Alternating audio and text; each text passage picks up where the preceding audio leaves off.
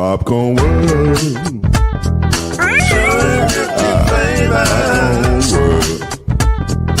Popcorn world. Yeah.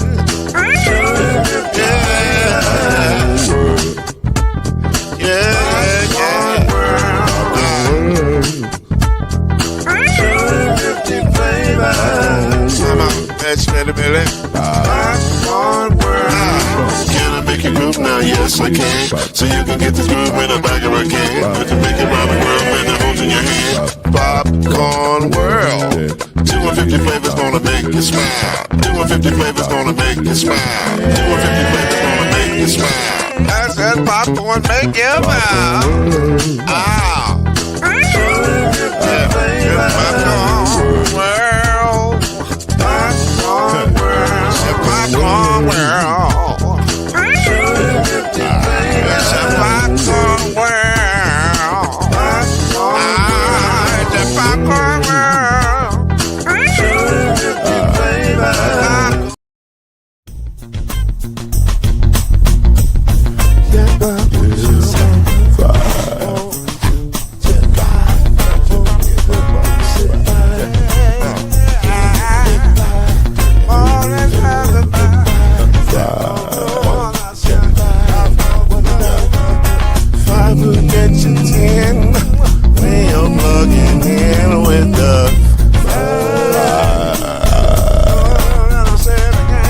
There's no mystery. Let's make history with the five. Off the throne, 2 and 3. Add 1 more plus me and do the 5. The 5, yeah. We keep it on the floor. And the funk plus 4 and you got 5. 5.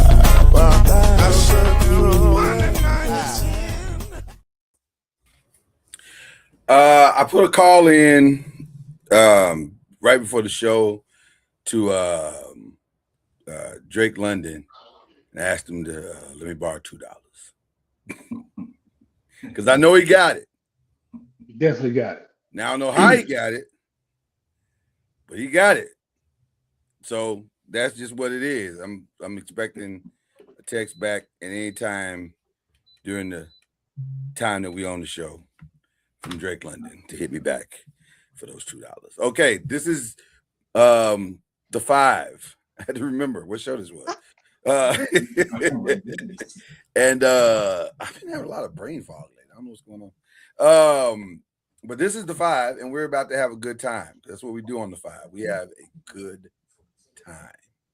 We laugh, we educate, we argue, we hug it out, and then we move on with our lives and go get the big piece of chicken later. So with that being said, that is the great Byron Lusby. That's C Major, Lloyd Spence, aka Mr. Noise. Guess I'm not great. Guess I'm not great. I said C Major.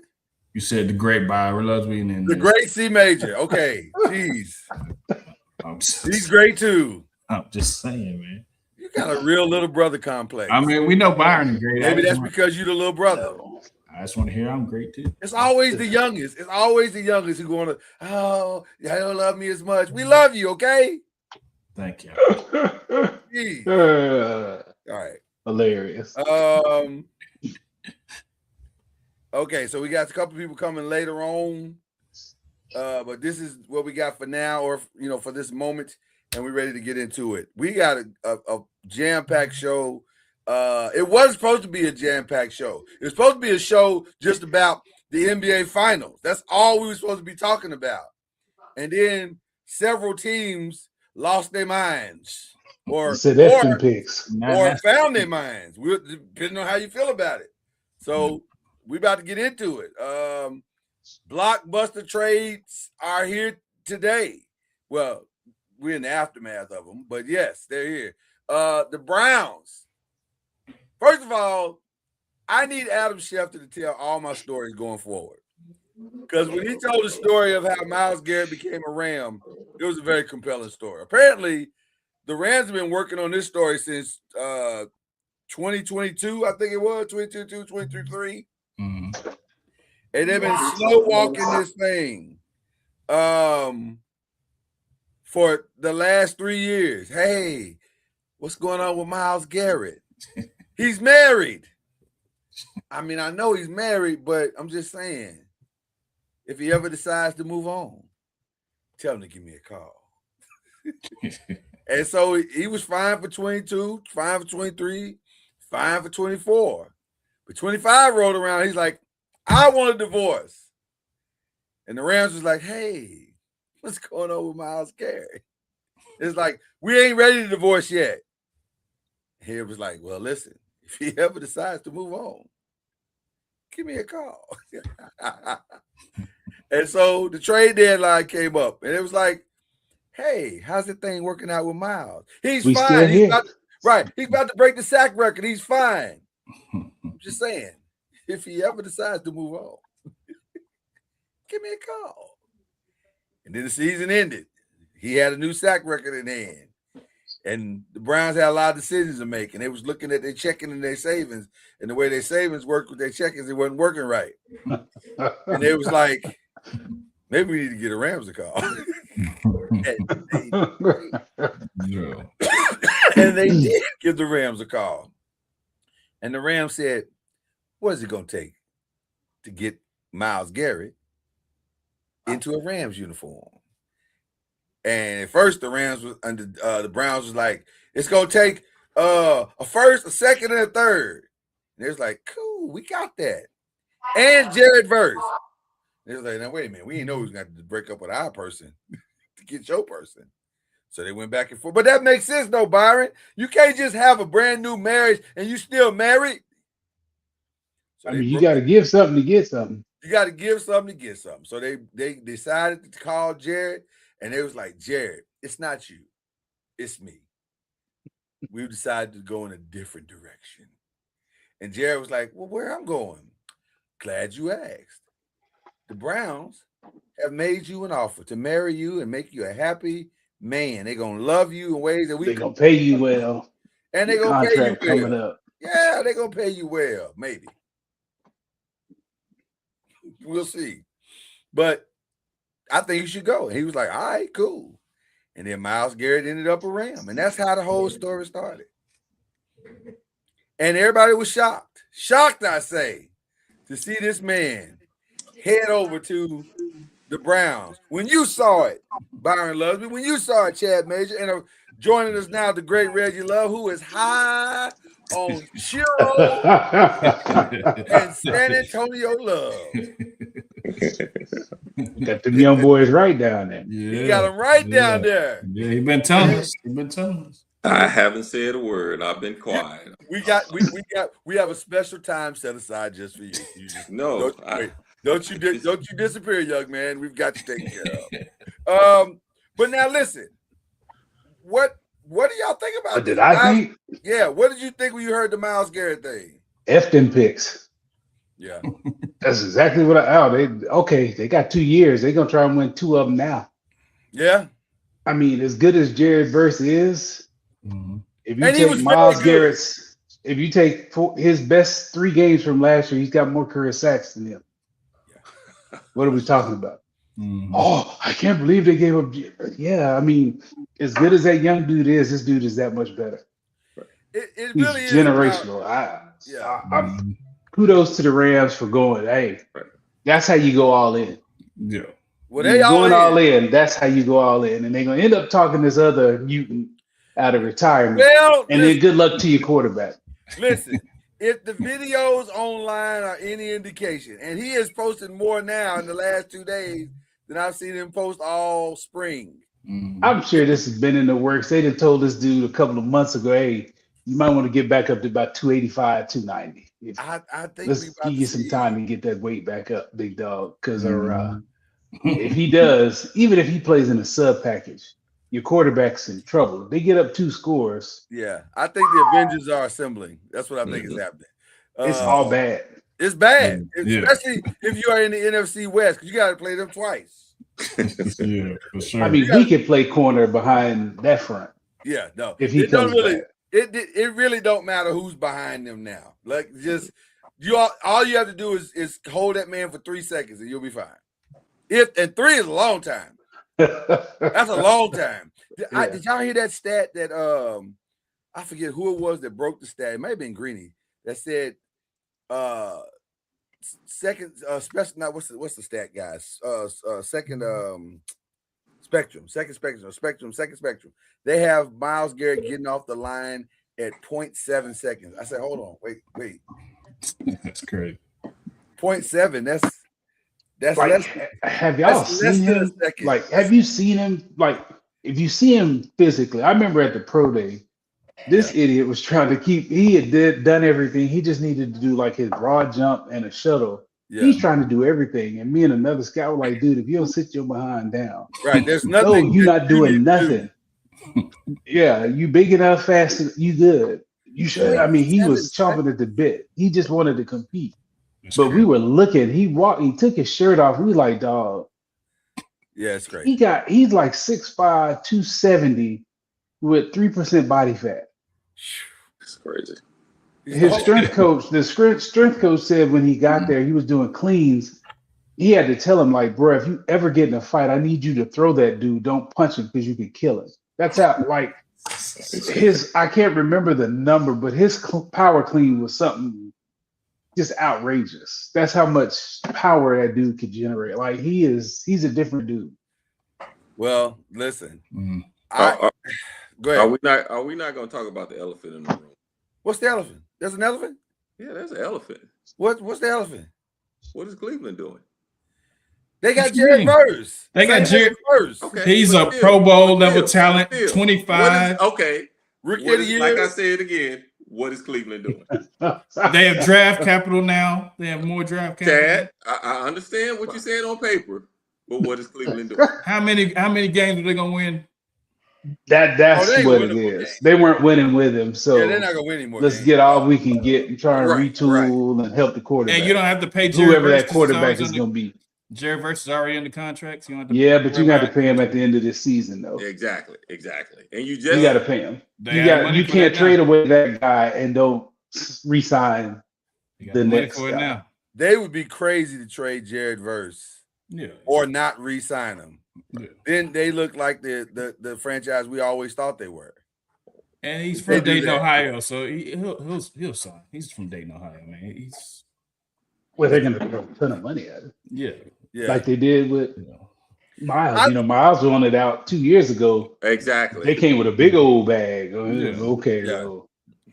My thing is, Dallas, why you messed this up, man? You could have. Oh God. No, Dallas don't know how to go for it. They don't know how to go all in. Man, bro. The Rams showed you. I'm gonna be honest with you. I don't think anybody else could have pulled this off but the Rams. Maybe the Ravens, if they would have had the gumption to do it. I definitely would have said the Ravens if my man was still there. Ozzie. If Ozzie was there, he was a gambler. He would do something like that. But it takes a set of stones to stay diligent for this long. Yeah. And to stay locked in for that long. 3 years, they stayed diligent for 3 years. It's like, we're going to get Myles Garrett. It's going to happen. The Rams said, we're leaving here with something. You know what that is? No, it wasn't even that, Chad. It wasn't even that. It's the equivalent of a dude meeting a girl and seeing her upon sight saying, that's going to be my wife one day. And never letting up.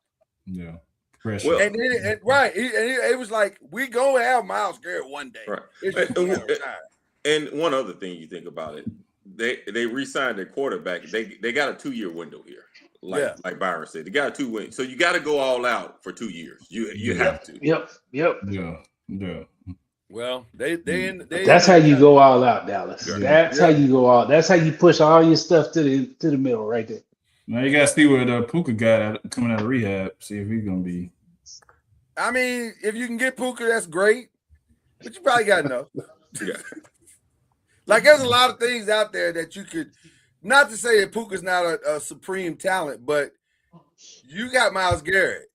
You're going to get the ball back a lot. They don't need but 17 points. Right. You go get the ball back a lot. And you think about this with the Rams and their offense. You're going to put up points in that offense. Yeah, they're going to be just fine. It's almost. I hate to say it. It's almost like plug and play at times with them. You know, not saying Puka's not important, but Sean McVay is an offensive guru. You know, so you points are going to be there. So beating him now is miraculous. It's like, oh, y'all beat the, and especially if Aaron does what we all think he's going to do. Good luck. You might want to hire a prayer team for your team for your. So is this what we call a Super Bowl of bust right here? It's Super Bowl Absolutely. Yeah. No question. Yeah. There's no other option. Either you're gonna win it or you're not. And if you don't, then that's on y'all. People's heads got to roll. Exactly. and hey, look, like y'all said before, I was coming in. Now they bringing in Thanos. Might come back out of retirement. Exactly. That's what I was saying. That's what I was saying. Like it's be a good time. I'm waiting for Aaron to do his video where he says, "I am inevitable." He may be freakier than the big mutant. I don't know. They're both pretty freaky. I don't know. It's I don't know if it's even what. I don't even call them 1 and 1A. It's just one split. I don't know. That dude is different too. Like to be that small and generate that much power. Would that be that strong? Would that be the nastiest tandem since? And you can feel it in sense. Yeah. I don't even remember. Like who? Since forever. It's just and like the thing with them is it's one inside, one outside. Right. We had two outside when we had Freeney and Mathis. They were both edges. Yeah. They got one here and one here. Yeah. Right. You have nowhere. And the one out here, they could actually move him in here if they got another one out there. Then you got 3 of them, and what in the world are you gonna do? Those defensive coordinators are gonna lose a lot of sleep. You just gotta run screens all day. Sleep. What is sleep? Yeah, but then what are you gonna do on the back end? Yeah, because they're dropping 7 every play. Yeah, like there's no windows because they're gonna just shrink it. I mean, let me make sure we don't play the Rams. It's gonna be hard. It's gonna be a hard. Yeah, extremely. Make sure we don't play the Rams this year. Hold on. Well, listen, that's a big one. This is a big one, but it's not surprising. The Eagles trading AJ Brown to the Patriots for a 5th next year and a 1st in 2028. Do you like the compensation? Do you like the move by the Patriots? Yeah. What are your thoughts? Well, we saw the Patriots needing something, and this is that something that they need a number 1 wide receiver. So definitely he's going to help. He can definitely help Drake May and the rest of the offense. So I like it, and he's familiar with Mike Vrabel, so that also have that as well. So he wanted to get out of there, and he got his wish. So. Do y'all believe there ain't no beef between him and Hurts? Beef. When he went to to the team, it was Hurts that greeted him. It was Hurts that was at his press conference. That's my bestie. I get to play with my bestie. Da, da, da, da, da. And then we fast forward to him getting married and not even getting an invite to the wedding. I don't know what has happened, but it's significant. Even in the interview he did with Maria Taylor, I don't know if you saw it, but he said it changed after the Super Bowl. And I'm like, well, what could have? It's the Super Bowl. You won the Super Bowl. How did things deteriorate after a Super Bowl? If anything, it should have gotten better. That's when people want more money and more things and more notoriety, and that's we'll never know the real truth of that story. Yeah, but man, that's a weird breakup. A lot of teams break up though after they win the championship. A lot of guys. But that's forceful breakup, and usually that's because of money. This ain't because of money. This is just because AJ wanted to do something different. Well, and here's the thing too that we got to look at. I mean, how many offensive coordinators have they been through since they won the Super Bowl? I mean, this will be 2. I was 2 or 3. He's had a new coordinator every year. Exactly. Yeah. So the offense since he's been in college, even going back to college, it's like a rite of passage for him at this point. Yeah, and you think about the offense has changed. Brown is a diva receiver. You know how those Byron. You can help me out on some of those receivers sometime. if he's not getting the ball a certain amount of time, certain amount of catches, certain amount of this, that can affect that relationship as well too. This is just my thought process, and I think that may have been a big part of it. Mm-hmm. So you think it's not Hurts? It's the whole. I think I think we got a little bit of spices from everywhere. I think it's we got different ingredients put into the pot. That's fair. And the thing with Hurts is, I'm sure he sees those shots where, hey, give me a shot to throw the ball, and then Hurts no, I'm not. I'm gonna be careful. I'm gonna take the check down. It's all like Reggie said, it's all of it. Like, it's just a combination of everything. This coordinator, like, we could look at the end of some of them games when you call the same route like 3 times in a row and it don't work the first 2. Like, what, it's all of it. But I'm sure he's a diva, and Hurts is like, I'm sick of I'm sick. Like, he always complaining, he's reading books, he's embarrassed, and like, you get tired of that after a while. And there's enough pressure being a quarterback. Especially in that city. He's a distraction, so you got to remove the distraction. Is he a distraction? Yes. Yeah, he was a distraction. So, I mean, team chemistry and all this stuff, so you have to remove that somebody. Yeah, somebody, was it Lane Johnson, came out and said they're glad it's over. So, they get tired of that too. There you go. Well, if you're a teammate of his, you don't want to answer that question every week. Yeah, that's the distraction. Why is he doing? Yeah, you get sick of that for sure. I'm sure. Well, it is over. I mean, every breakup ain't a good breakup. So, but it is a breakup. It's over. So that's the end of that. I don't know. Personally, I don't know if I would have let AJ Brown out the door, but it's over. So there you go. It's good for us, Lord. It's good for us 2 times a year, Lord. It was Jordan Mailata that said it. No, listen, I'm glad he's out the division. I ain't gonna. We definitely glad he's out the division, but it puts a lot of pressure on Jalen now, because Jalen gotta produce. Like, he gotta figure it out. And I agree with you, Byron. Jalen's blessing and curse is that he's so risk averse. He does not want to make mistakes, and I think until he gets over that mental hump, he's gonna have some challenges, because you can't play football and not make a mistake. That you can't play any sport and not make a mistake. Mistakes are going to be made. It's how you respond to those mistakes that makes you a better and more efficient player. The learning of how to get past those mistakes. And if you're always trying to do everything perfect, that's a problem. That's like a real problem. So I don't know. I'm very concerned, but not that concerned as a fan. But I'm very concerned as an Eagle. If you're an Eagle, you got other issues. Yeah. Well, maybe, I don't know. We'll talk about that later. Y'all got issues. We'll talk about that later. Speaking of moving, some people are moving out, some people are moving in, apparently. So this is a little deceptive. It actually is kind of deceptive, because technically, yes, he did sign with the Giants. OBJ is coming home, but kind of. Because he and Juju Smith-Schuster and Braxton Berrios, they got what you call a prove-it contract. So they're not locked in completely.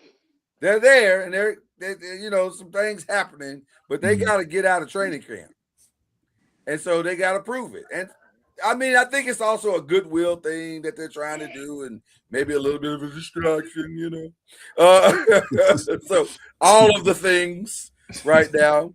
But what was really interesting to me is they now have 15 wide receivers in going to training camp. 15 to start OTAs, which led me to this conclusion. When will Malik Neighbors be back? Looking at that video, it won't be no time soon. Like I say, or will he be back? That's the question I want to ask you guys. No time soon. I mean, he was still dragging that leg. That run to first base wasn't good, was it? At all. I was like, whoa, like, bro, you don't even need to be out there even trying. Like, Yeah, I was concerned. You want to be as cautious as you can, man. Well, they're going to do that. They're not going to force it. That's why they have the 15 receivers. But yeah, I'm starting to lean toward he's not going to be back at all. If he is, I maybe mean, at the end of the year, the last 4 or maybe 5 games, maybe. and that's depending on what we're doing at that point. Like if they're winning and he can contribute, you bring him back. But if you have a losing record, for what? Why are you bringing it back? It doesn't look good. Yeah, it was a little challenging. So, I don't know, but that's what's happening in Giants land. But who else is benefiting from free agency and trades and stuff? Well, we know Drake London is. He owe me $2. I already put the call in. Give my $2, Drake. Say Drake. Can I ask y'all a question?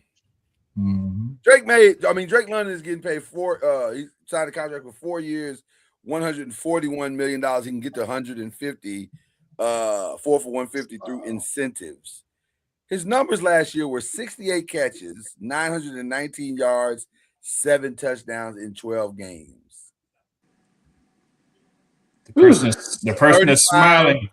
$35 million a year is what the Colts did the same thing with Pierce. They gave him all that money. I'm like, ooh, that's Amon-Ra St. Brown kind of money. Well, I thought I was the one that got production. Well, I was thinking the same thing. I was like, this feels like. Let me be the devil's advocate just a little bit. Please. let me stall him out just a little bit.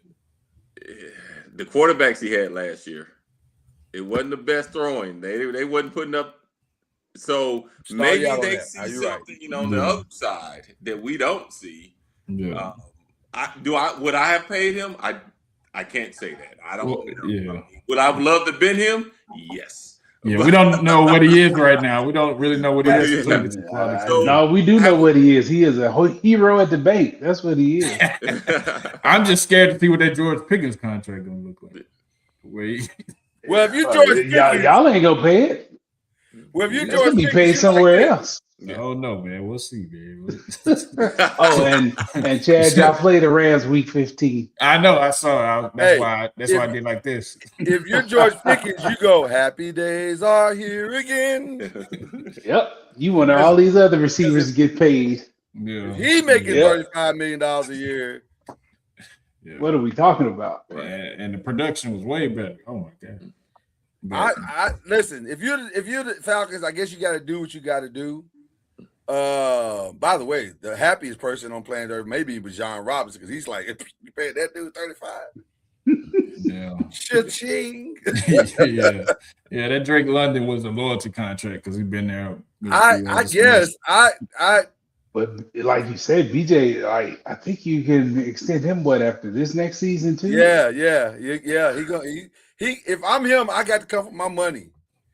Y'all paying that dude 35? Well, luckily that quarterback is on the cheap, so if he's healthy, I mean, you don't have to pay him yet. But who should be? I know we got plenty of time to have this discussion, but who should be the quarterback of Atlanta? Should it be Michael Penix if healthy, or should it be Tua? And more importantly, who does Drake London want to be the quarterback? They're going to be stop gaps for whoever they draft next year, anyway. So. Yeah, I mean, I'm good on that Tua stuff. I mean, they're just I'm good on that. Yeah.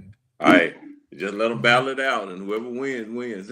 Yeah, I mean, Tua's not. I mean, you're gonna need if you pick Tua, you better have another one because he's gonna get hurt, and he's one hit away from being done. So, goodness. I know Penix is a little bit older, but he's gonna probably get hurt too. I mean, Penix is younger, but I mean, he's got injuries he's got a long injury history. So he's been through 2-3 ACLs and everything else. So I mean, you got 2 injury-prone guys. Yeah, he's got 2 lefties, so they'll be used to the way the ball's been. Right. Penix is on his 3rd. I believe so. ACL? Yeah, I believe so. If I'm not mistaken. Well, listen, I appreciate your faith. Your gathering space. They're gonna soar. I think that's Pastor Core, the official pastor of Noise Media. And he's a man of faith. Yeah, you He's gotta a man have of it. great faith. Yeah. Got to have it. Gotta have it. With I don't know that if that's going to apply here, but he's a man of great faith. Hey, he could pray him to help. They're gonna have that whole You church. gotta do more. You have to put some oil. You gotta lay hands. Y'all might two have or three. to, Yeah, they have to touch and agree on that one. Yeah. Y'all might have to do a prayer vigil. 24 hours of prayer, prayer concert. Right. Something, Okay. Alvin Kamara, is he gonna be a Saint? No. I think so. The problem is he's older. Mm-hmm. And so what do you pay him at this point? Like, you can't pay him what Saquon's making. You can't pay him. He's not that type of guy. You can't pay him what Kenneth Walker's making. You can't. That's fair. You know what I'm saying? Like, two for 12? No, maybe. you got to pay him more than that. You got to pay him more than that. He'll be around 8-9. Yeah, I agree. Yeah. 8-9. I think you pay that guy. I mean, with the quarterback, you'll need somebody. You got to have somebody take the load off that quarterback. It's not his fault. Not all his fault, anyway. Whoever came up with that Taysom Hill plan was, they should have been, that guy got another job, though. There was a whole bunch of tape showing you that wasn't no word. Right. Yeah. So that's not all his fault. I am under the impression that they are quietly still shopping him around as well. I just don't believe, when I look at the depth chart of this team, I just don't believe that he's going to be on the team. I could be wrong, but I'm trying to see where he fits. What do you think he's worth in a trade? What do you think? Well, that's the question. That is really the question. Do you trade for picks, or do you trade for a player? That's the real question. Picks. I don't know. Picks and a player. Like, I don't know. He's not going to get you a starter back. Not necessarily, but maybe you get something back that you can plug and play on a third down situation in the secondary. I would go for the picks. I would go for the picks. I don't know. Yeah, at this point. Yeah, I just don't see. I mean, do y'all see what I'm seeing? Because I think Abdul's going to be on the field. I think Brian's going to be on the field. I think Arvell's going to be on the field. So at some point, somebody can't be on the field. Yeah. Ain't but a few, 11 spots on the field. Somebody can't be on the field. So I think he might be the odd man out. That's just my opinion. I could be wrong. It could be. Yeah. Do y'all think the Max Crosby thing is dead? No. Nah, not at all.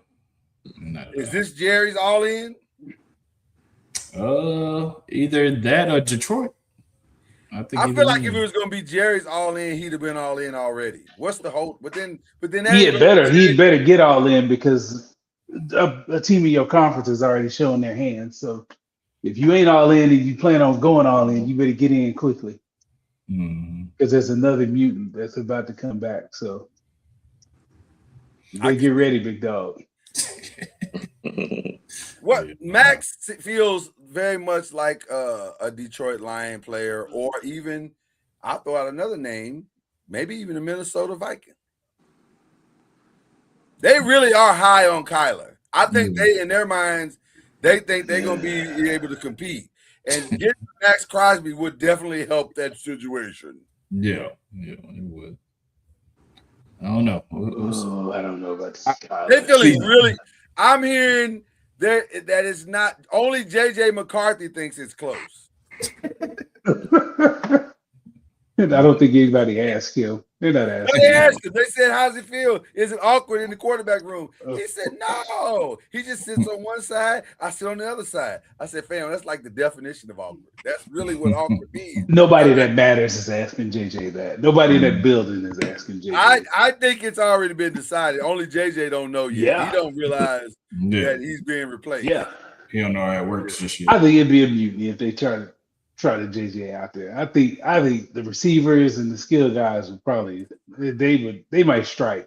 I think if they give him first team reps, they'll strike. Like they really have. They have settled this issue. It's pretty much over. I'd like to see what Max Crosby could end up. That could be interesting. Josh Sweat, the same thing. Young player. He's not young though. Well, that's right. He's 30. Josh is not young. He's old. He's been around. 30. Yeah, he's 30. Yeah. Youngish. Yeah, but he's kind of a sub package guy too. Back, not an every down guy. But I'd like to see him in a meaningful situation to see how he flourished. He's not played any meaningful football. Speaking of not playing meaningful football, it is. Speaking of not playing meaningful football, James Conner seems to be out of a job. Happened on draft day, as a matter of fact. Yeah. Wasn't really his fault. It's not like he didn't a little bit earlier than he thought. Well, it's not like he didn't do his job. It's just they found somebody they feel like could do his job better. Yeah. And they probably are right in Jeremiah Love. They probably are correct. Is James Conner a steal for somebody? No. No? No. Say why. He's okay. He's okay. He's not. Well, I mean, what about him is special? What physical quality makes him special? He's 31. Take away vision, but instincts. Okay. He's 31. What physical quality makes him in running back special? years? That's like 50. Yeah. Right. Correct. Yeah. Right. That's what I say. He's okay. He'll be a backup somewhere, but Well, that's what I'm saying. I mean, he could be a backup in Dallas. he'll be. We can use him in Dallas. You see how he did that? No, I'm just saying, like, get him. He's trying to make moves because he saw what happened in LA, dog. They got everybody shook. We leaving here with something, man. We leaving here with something. Hey, I love my guy Chad. Something. I love him. But in NFL, everybody's going to the Cowboys. In NBA, everybody's going to go. Everybody. I love my guy. That's just he's my guy. But Reggie, as long as you know that, we good, brother. We leave here with something, and L is something. All right. This would surprise me. I saw this on several different lists, and I didn't understand it. And I love Jair. Obviously, Jair is near and dear to my heart. But if you having, and this is not shade, this is just reality.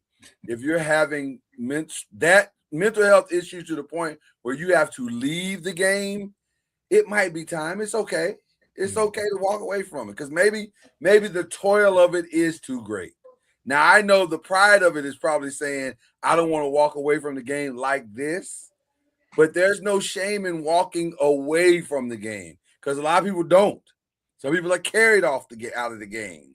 So if you can walk away from the game with your mental still intact, that's not bad. That's not a bad situation. So I don't know, but he is technically a free agent. I think he has technically expressed the willingness to come back.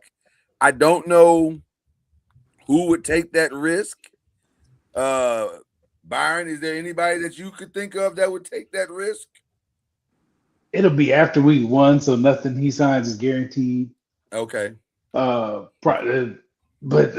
what does he even have left? Like, does he have enough left in the tank? That's the other thing, because the last time we saw him on America's football field, it didn't go well for either team he played for last season. So I don't even know what he got left in the tank. Like, I am a big Jair guy. I love Jair. He's a wonderful young man, but it might be time. It might be time. So I don't know. Jordan Brooks. I got a spot for him. For Jordan Brooks? Y'all got 12 linebackers. That's Cowboys. That's the one I've been hearing that they want. That's what they want. They got 15 linebackers. They want everybody. No, they don't. They don't have 15 linebackers, Byron. No, we don't. They want everybody. We had some holes in the linebacker room. I liked him coming out when he was at Tech. He was a monster. I know he's had some injuries and stuff. So is that what's holding him back? Interesting to see. Yeah, he's had a couple, but he was real good at Tech. I like that dude a lot. The most surprising that I saw on the list, several different lists, was this one. We got to start with Reggie. Got to start with Reggie.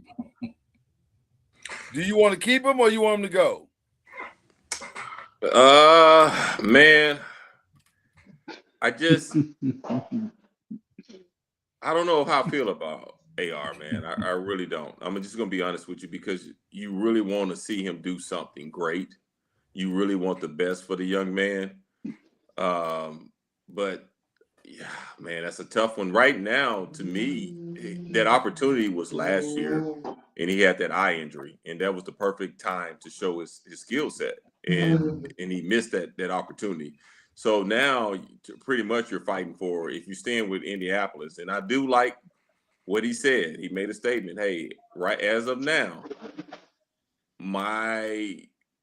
he's an Indianapolis coach as of now, and that's what he's focused on. And right now, you're focusing on the bag up position. And Reggie, we serve the God of second chances. Yeah, I mean, I hope, because I really felt like this kid was thrown. He was one of these quarterbacks that needed to be drafted and set behind, did not play for 2 or 3 years, at least 3. And we threw him out there. And we see that a lot now with these quarterbacks, and he's just one of several quarterbacks that's been thrown out there. Yeah. We just talked about what's the kid from Minnesota? He shouldn't have ever been out there last year. Yeah. Yeah, we can go down a list of some of these quarterbacks shouldn't be out there right now. But I mean, I hate it for this kid, but right now, would I like to keep him as a backup? There's nobody else out there. So I'm going to agree with you, Reggie. I would like to see him still in the league. Now, I don't know what that means. Right. I don't know where that is. If it's Indy, I think that's fine. That's where he's familiar. Will they give him a legitimate second chance? Maybe, maybe not. I tend to think no. I think a fresh start would be good for him. But I think they give him a second chance as a backup. Yeah. Well, I'm talking about 1 year. This year he's under contract and nobody trades for him. Yeah. And I think that would be good. I think it would be great for him to back him up. I think go through the process, learn, hold the clipboard, watch and figure some things out, see what it really takes. One thing I can say for sure about Daniel Jones was always professional. Now, he wasn't unprofessional ever. So, who knows? Like, you never know. And, yeah, I'd like to see the kid get a second chance. I don't know if he will or not, but in that uniform, I don't know. But the thing with him staying there is there's enough people that were there when that dude tapped out. I know. Right. I don't know he'll ever get over that. For some people, that's the thing. For some people, he won't. Some coaches, some that's what I'm saying. That's hard to. Yeah. Right. That's hard. So to me, I think he needs to just go fresh start, where he'll get a fresh start, a new team, and all of that. That'd probably be the best thing for him. Yeah. But the reason why I say he'll be a backup quarterback is nobody's traded for him, and nobody's came and got him. So exactly right. And I don't think Indy would cut him. I don't think they'll cut him. I don't think they'll keep him as a backup before they just let him walk. And that's just my opinion. No, I think he's spot on. I don't think. Because at this point, like, you're not going to learn anybody's system in a month. No, to where you can be a starter, barring a catastrophic injury. You're not going to start. So you might as well stay in the system that you know. All right. Well, now let's have some fun, shall we? We had a Western Conference Game 7 that went down this past weekend. And what a Game 7 it was. It was, dare I say, shocking. First question right out the gate. Did the Spurs win it? Or did OKC lose it? The Spurs won that. Yeah, Spurs won it. From the first 3 minutes of that game. Chad, what did I tell you they had to do in the first 3 minutes of that game? Force. He said it. The way Victor Wembanyama came out in that game in the first 3 minutes, I said, it was the first play of the game. First play of the game, yes.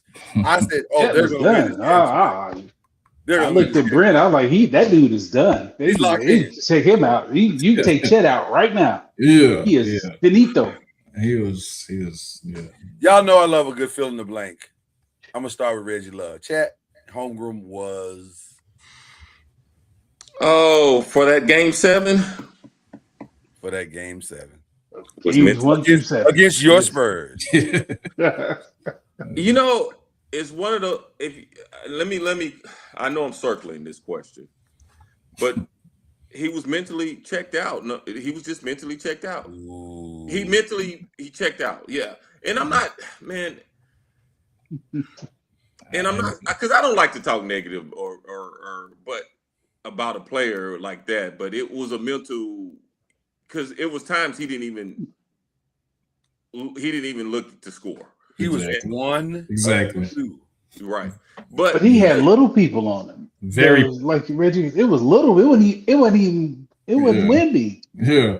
Very passive. Very. I'm gonna be honest with you. I was kind of stunned by that. That was the thing that stunned me more than anything in the game. Because it was one thing for Wemby to dominate. He had dominated everybody, but he dominates everybody. That's what happens when you're 7'5" and that skilled. Mm-hmm. But what I didn't understand was Chet not competing. And that's what it kind of felt like. Like when he was passing up shots, when he was giving up opportunities, there was one play late in the second half where he had a clear baseline drive and he could have drove right down the baseline and at least reverse layup, if nothing else. He chose to back it back out. And I said, I don't understand this. It was one play Wemby where was in foul trouble. Right. Like, that was the time to do it. That was the time to do it. There's one play that De'Aaron Fox was guarding him. He didn't attack the rim. Reggie, what happens when a player, you said mentally checked out, which is really a powerful statement. I here's the thing. Not only it was the Wemby, I think it was the moment as well too. The game 7 moment. It wasn't all Wemby. And here's another thing, guys. If you watch the game, even when Chet played on the outside, those guards pressured him tight. They pressured him like he was a true ball handler. So he's not that skilled of a ball handler being that size. Right. So I think not only the Wemby thing factor took him out, I think that the pressure from the guards took him out. You know, the physicality of going 7 games. You know what I'm saying? There's a lot that goes into this whole situation with him. So, and it's almost like, and with him, we're saying, hey, yeah, he's the number 2, but really he's not the number 2. It's the other Williams kid is Jalen. Yeah, Jalen. And without the other Williams kids in there, that put more pressure on him. And are we truly is Chet ready for that type of pressure? You know, it's easy to be that dude it's easy to be that dude. Hey, no knock on a lot of, man, I would love to play with Steph and Clay and Draymond and all them. Hell, I would average a double-double because that pressure would have been off of me. Right. You see where I'm coming from? So I think it's a lot that went into Chet. So I don't really want to come down on him. I just think he's never been in that position, and you still saw what happened. And on the reverse side, you go back to Wemby. Wemby, did you see the highlight when USA played France when he was a kid? And I guess Chet, they got MVP. And Wemby cried, and Wemby was frustrated, and Wemby like, hey, let me grow from that moment. Let me take that next step. I don't think Chet is taking that next step like we wanted him to take that next step. I'm going to ask. Go ahead, Chad. I was going to say, were we expecting him, since Jalen Williams was out, were we expecting him to be like the number 2 option when? No, he has to be. He has to be. Yeah, he has to be. He has to be. Yeah. He's 3rd team All NBA. He has to be. He's getting paid like the number 2 option. You got to step up. Right, you got to step up. Yeah, he's got to. You think about it. If Jay Williams in the game, he doesn't. He that pressure is off of him. Now he gets that ball out on the outside. Did you see how close all those guards were sticking to him? He couldn't put that ball on the floor. He couldn't go. Only thing he could have did was post up, but he didn't do that. My word was shooketh. That's what he shooketh. He hath been shooketh. I mean, he didn't, like you said, he didn't. Boy, there was Wemby, the guards. It was just like, I can't get away from anybody. Yeah. Shea needed help in the worst way, and he didn't get any. But also, he forgot that he was tall. Like no, I'm being, That I'm, was being, my I'm, thing. I'm, Yeah. That was I my mean, we're thing. laughing, but I'm being serious Yeah. because like when Wemby dunked on him, it's like the air left out of his body and he forgot that he was tall too. That's just one dunk. Hey, But does can you that go not to the say- block? Go ahead. Does that not tell you about Wemby? Wemby has through these playoffs, he's taken a lot of pounding, a lot of pounding, A ton. a lot of a lot of Yeah. holding, a lot of pounding. I don't know if Chet can really take that much pounding like Wemby took. Well, he didn't. Let's just say all we can go by is the film we got. Right. He I did mean, not. Oklahoma City must think the same thing because they didn't even have a guarding. Like they didn't even try him guarding. Mhm. Right. Which is crazy because he's the closest thing to his length that they have. But And they about the same he's not size. physical, though. He's not as physical as Wemby. He's not. He's Mhm. not. Yeah. And then he's gonna use up all them 6 fouls too. SGA said this is going to be the worst version of Chet Holmgren that we ever see. Do you believe that? Maybe. I mean, against Wemby, but Wemby's going to only get better. And Wemby smells blood in the water with that dude. So it may not. It could. I don't know how it could get worse, but it might get worse because Wemby got mind control over him. Right now he does.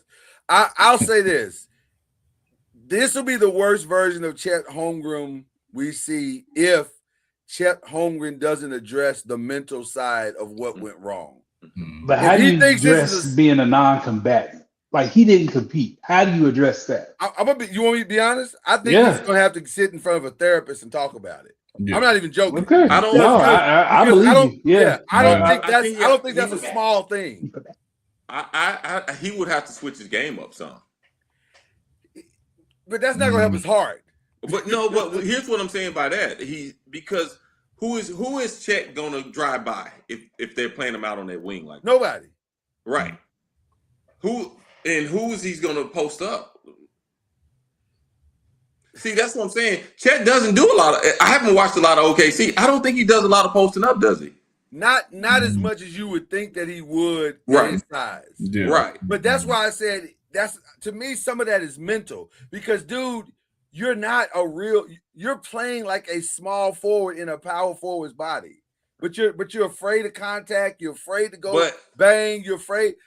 You got to get past that fear. But here's the thing. Do we blame that? Okay, that goes back to coaching.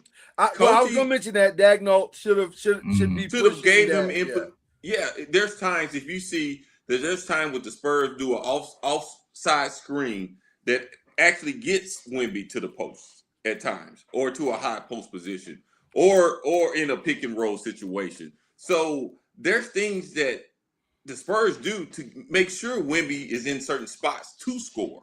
Yeah. You know, and then when he gets going, it don't matter where you get him at. But you know what's interesting, Reggie? No one fears Chet in a pick and roll. And they barely fear him in a pick and pop. So if you can't strike fear at that size, you got to fear him in the pick and pop because he will not shoot. No, he can. But what I'm saying, you don't necessarily. But listen, you live with a guy that size shooting a three. You'll live with that because that's not a high percentage shot. Yeah. But he should have fear at that size. You would think. Let me ask you this question though: Do you think this season has been some of the most physical basketball? This playoffs has been some of the most physical basketball been played. Oh, without question. Yeah. Well, to me, I don't think he's played in nothing like this before because last year's wasn't that physical against Indiana and those teams. Right. This year, the physicality probably has got to him a little bit too. This is just my thought process suggesting, but I'm just thinking about it, you know. Then that's on Oklahoma City's fault because they play a physical style. He should go against his own guys in practice every day. They should beat the hell out of them like they do everybody else. He didn't have to do that last year. So the bullies don't like to be bullied. Because so let's ask the question: is the blueprint out on OKC now? Yeah. Well, if you got a Vasco, Castle, and all of them dudes, yeah.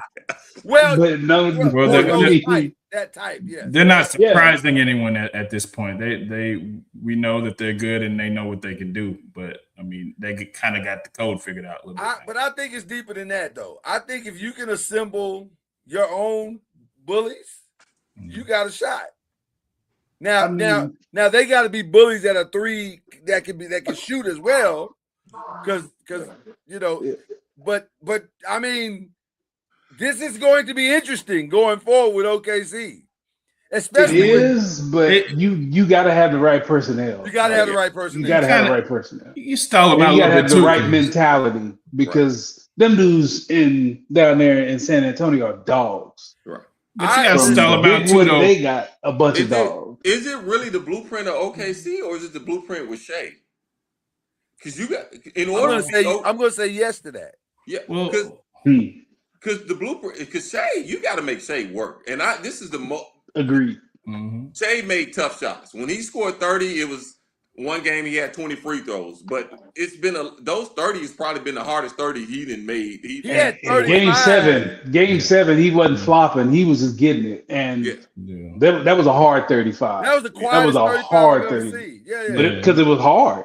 You got to make good players work on both sides of the floor. But also, Jalen Williams was out. I'm going to stall him out a little bit because they 24 points is missing. So I mean, but even with that, like even if you go to their run last year, we act like they just ran through everybody. They played 2 Game 7s last year. Yeah. And if Halliburton doesn't get hurt, they may lose the finals of Game 7 at home. Yeah. And he was cooking them. He was cooking them. And they were up double digits before that dude went out. Right. And you talk about Jay Williams. Well, Fox missed the first 2 games of the series. Exactly. And was hobbled. He's not healthy. Hobbling through the rest of the series. Yeah. So, all the way to the end. All the way to the game. Yeah, he wasn't 100%. You know the rumor mill is running rampant right now. Because Chet people are not happy. Oh wow. And they're saying, who you go get? Well, listen, they got Here's the reality. There's only one team right now. We're gonna leave OKC out just for a second. That can do a deal with Milwaukee. That Milwaukee would say, "Let's do that deal," and that's probably the Boston Celtics. They could trade Jaylen Brown. That's a cornerstone piece. You can make that deal and be very, very happy if you're Milwaukee. Except that if you're OKC and you want to do a deal with Milwaukee, you can offer Chet and first round till Jesus return. Yeah, but they got. But if you do that in Oklahoma City, you got to be willing to go into the aprons that they don't really want to do. They don't. But here's the other side of it. Pay Shea. They pay Chet. You got to pay J-Dub. You got to pay. I mean, there's a bunch of guys they got to pay. Without question. But the flip is this: if you flip Chet and Giannis, yes, Giannis is going to make a little bit more. But then you don't re-sign Lou Dort. You probably don't re-sign Hartenstein. I wouldn't. And then you just go get somebody younger. Yes, on the backside. Listen, I'm not saying they should. I'm just showing you a blueprint of what they could do. Hey man, them cats got 2,000 draft picks, and they can continue bringing cats in. Man, they're young. They're talented. To me, that's the smarter thing to do. Yeah. Just don't overreact. Right. You were in Game 7. Calm down. You got to. To me, and let's be honest with me. To me, you got to keep Chet, especially in the West. You got unless this is habitual. I agree. That's the only reason you do it. Unless this is habitual. Well, first thing you do is go get that boy some therapy. Give him some therapy. Therapy would help. Or whatever you got to do to get him to at least compete. Like that was you got to at least compete. Now he may beat your head in because he's better than you. That's okay. But go compete. Right. Yeah. If he got 5 fouls, go at him. Make him make a decision if he's gonna stay in the game or not. Right. And listen to me. I am not getting rid of Chet this year. I am not. No ifs and buts about it. I am not getting rid of Chet. I think it would be an overreaction. I really do think it would be an overreaction. Yeah. You need size in the West, so at least he'll give you size. But also, he got to get the therapy. I mean, this can't happen again. Right. Like, and he got to spend 3 months with Akeem. Somebody figure some things out. He don't need Akeem. He need to go just have people beat and lean on him. I think I agree. To be a certain type of player, he's not. He need to go get beat on, get leaned on. He doesn't have the move, the wiggle, the shake. Okay, get Rasheed Wallace or somebody that's tough.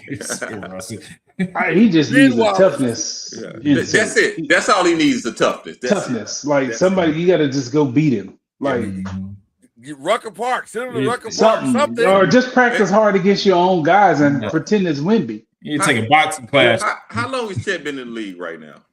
Is it Year 4? 4? Well, 1 year he was out his whole rookie year. Yeah, that's right. That's Yeah, right. he didn't play. You're right. Maybe that's the thing. Maybe he don't want to get hurt again. I'll tell you somebody else who lost their job. I think they lost their job. Lou Dort. Oh man, he's 5 for 25 from the 3. It's He's terrible. awful. Wallace kept him in the game at 7. If it wasn't for Casey Wallace and McCain, they lose by 30. That game would have been over a long time ago. Yep. But I'm shocked that Lou Dort shrunk that much. Like last year, he was okay. He was better than this. Mm-hmm. At least his defense was producing offense. This time, he didn't show up on really either side. Like he was a liability on both sides. The guards they got in Indiana ain't them pit bulls they got down there in San Antonio. They got athletic pit bulls down there, dog. Well, now it's time to give Reggie his due. Reggie, listen, brother. The floor is yours. This is your squad. You've been waiting for this. You've been waiting for this for a while, man. Talk your talk, Reggie. Man, hey, bro. I'm like Wimby. We got 4 more. You got to win 4 more. That's what Wimby. 1 game at a time, 4 more. But I think we have overachieved. But I think these young guys, they get it. They care. Let's talk about that. These kids care. It's not about the money. It's not about a check. It's not about what you're riding outside. It's about they care. Yeah. You got cats crying after the win, hugging each other, and still saying, "Hey, man, we still got 4 more to go." So, hey, man, it's still got that pop culture, even if he's not on the cut sideline. Oh yeah, that's 100. I listened to who was it? It was Bruce Bowen. He was on Bomani's podcast. He was like, "Dog, when you talk to these young cats, they look you in your face. Yes, they are dialed in. They're not. They're giving it back to you. I mean, look at how they play. Like, then young cats don't know they ain't supposed to be there. Yeah, they have no idea. I'm going to echo something that I hear Shaq say, and I 1,000% agree. And it's weird saying this as a Laker fan, but it's the truth. Best culture in basketball is the Spurs organization, and it's not close. It's not close. They think with one mind. Right. They plan as one team, and they play as a brotherhood. Right. And when you have that, you're gonna be in games. You're gonna be in series. You're gonna compete at a high level because that's what we do here. Right. It's kind of like the basketball version of the Patriots when the Patriots in their heyday. Like they're just gonna do what is necessary. Now, the difference is they don't cheat to do it; they just do it. Right. But but it really is kind of amazing to watch the way. And listen, let me tell you something. I'm a defensive freak. That's my favorite part of basketball is watching teams play great defense and watching the way that Castle and Vassell and Harper. By the way, shout out to De'Aaron Fox for getting them as far as he has. But I would rent from this point on. I would, because I'm telling you, he part of the coach. He gonna be around. Here's the thing, though, Lord. You're talking as like you're an LA guy. You're feeling like an LA. The Spurs, man. I'm telling you, I'm talking like a journalist who's watching what I'm watching. And I'm telling you, trust me, I've been around for a while, Lord. I'm not saying listen. I'm not saying you're wrong. I'm saying listen. Decisions gonna have to be made. Here's what the thing we're not talking about. Did you hear the story about Harper saying, "Hey, coming off that bench," and he chose to and he wanted to, and talking to Pop and how Keldon them says, "Hey, settle down into certain positions and things like that." They work like that. I don't see Fox moving in the next 2 or 3 years. I'll be very surprised if that happened. Very surprised. Winning championship changes stuff, but it has to be multiple and things. See, that's what I'm saying. You trying to say he might be going? No, it's new. I think finding another Manu Ginobili is going to be tough in this day and age. Right. They got it. No. What I'm saying is, Manu chose to do what he did his entire career. I think it's going to be hard for Dylan to. His talent is going to. I just think that kid is amazing. He is. Well, amazing. we don't know. We may say 3 years, 2 years from now, it may flip. It may be Fox to come off the bench, or vice versa. They buy in. They're buying in right now. That's what. And right now, here's my thought process. Enjoy the now. Well, yeah, you got to say that because I'm not a Spurs fan. I can say it. But because you think of like the Lakers, they go every time you look up, they try to grab the newest thing. Oh, listen, don't talk about that. They bring this in, somebody else comes in, and we got to get them out, and let's get him in. You can't use us as the model. It's a different organization. You can't use us as the model at all because we all over the place. We're just now getting some order and structure in our organization just now. But I'm just saying what I've witnessed from outside looking in with the Spurs organization, the homegrown kids buy in easy. It's the outsiders that don't. Like the Steven Jacksons, like and it's no disrespect to them because they're used to other organizations. They've been exposed to different things. But when you've been rooted and grounded in the Spurs culture, you get it, you accept it, and you embrace it. So that's the X factor that I'm looking at as it relates to De'Aaron. It's fine now because it's all, but at some point, man, Harper is coming. It's just inevitable. He's coming. Right. Yeah. So we'll see. I hope they figure it out, and I hope De'Aaron finishes his career as a Spur. Right. That'd be great. Right. But he's also got to know it may not be as a starter. Mm-hmm. It may not be as a starter. So we got a series starting tomorrow, guys. Spurs and Knicks. Who has the advantage? Or what are the advantages? Who has the team with the alien has the advantage. Okay. Is it a far and away advantage? Is it far and away? Yes, because he changes how you play. He changed. You don't go in the paint with that dude. You just don't because you see him and it just changes your whole thought. Whole thought process is different. Can Brunson get to the paint with Wemby back there waiting for him? No. Under no circumstance. They have the best player in the series at Victor. They have the best rim protection, and they have more lineup flexibility. So I don't think he's going to get anywhere near the rim with him in there, unless they try to pull him out somewhere. That's what I think has to happen. Somehow Karl Anthony Towns has to figure out a way to pull him away from and ironically,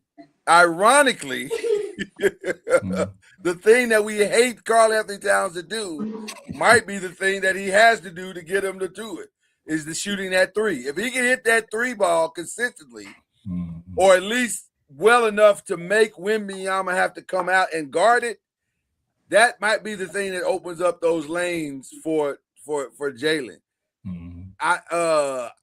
Now, can he do it is the question. I don't know how he's going to do it consistently.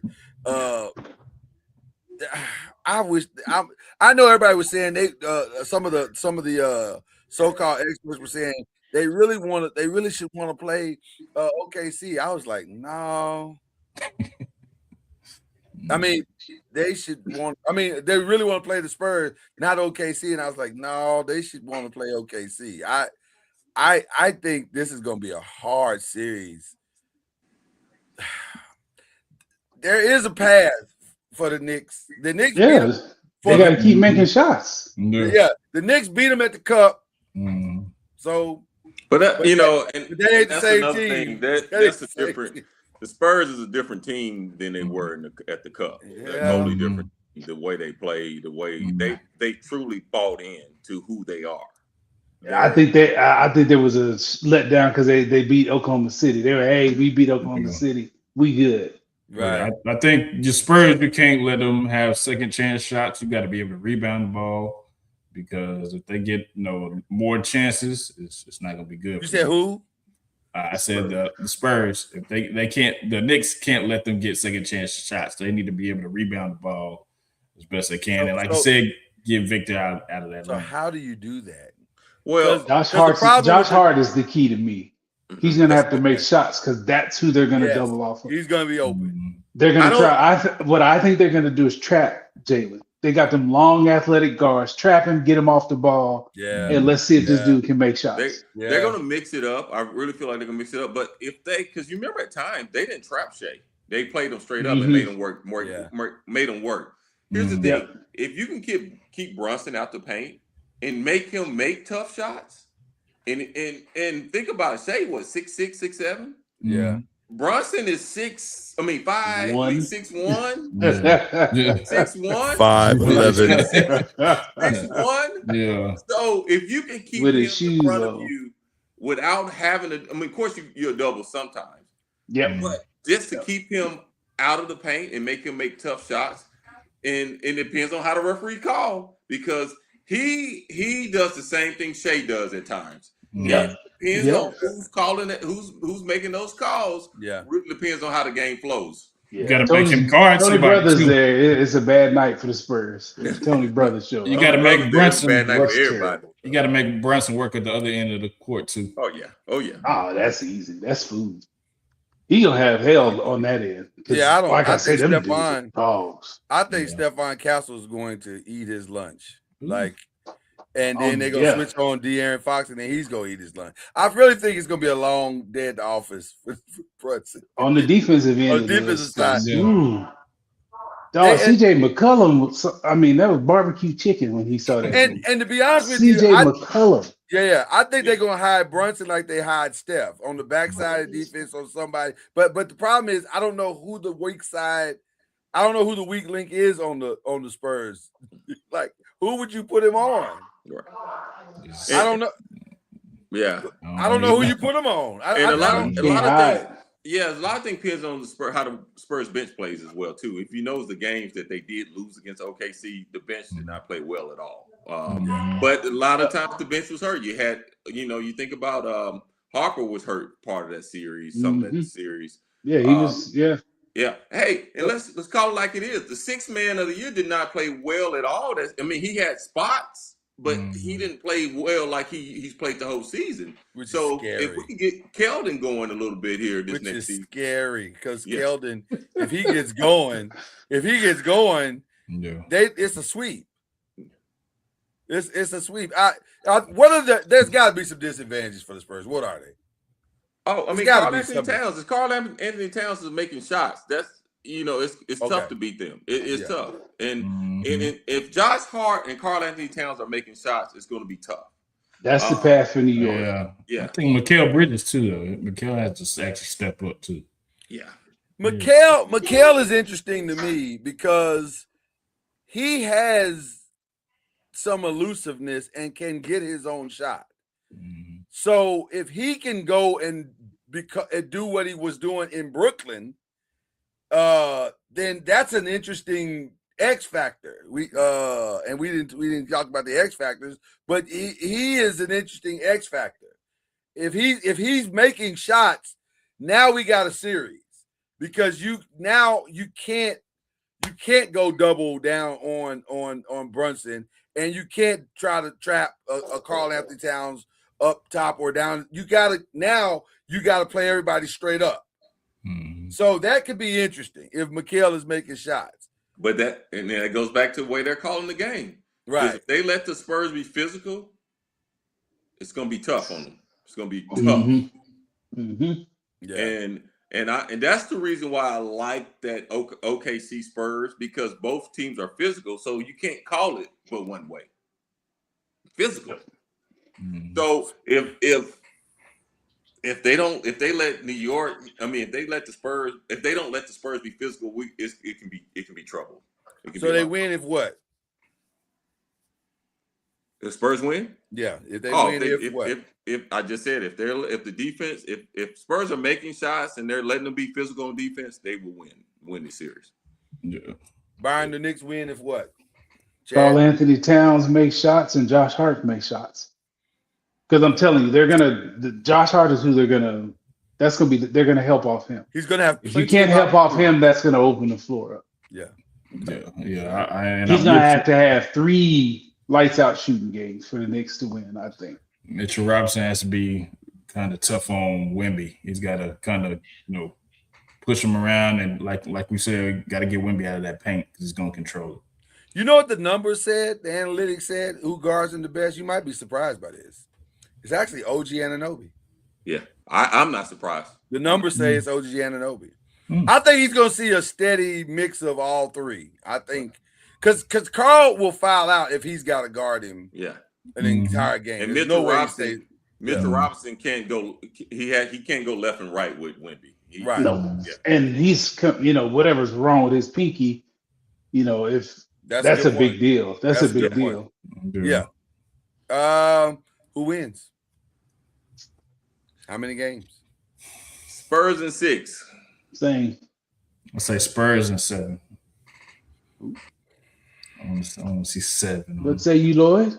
I think I'm gonna go 6 as well. I just feel like this is not the matchup the Knicks want. Listen, no one has played better historical type basketball than the Knicks. They've done everything that you're supposed to do. And maybe betting against them is fool's gold. In fact, I think I heard Charles Barkley on the podcast say he's picking Knicks in 6. I was kind of surprised by that. But when Charles picked OKC the series before.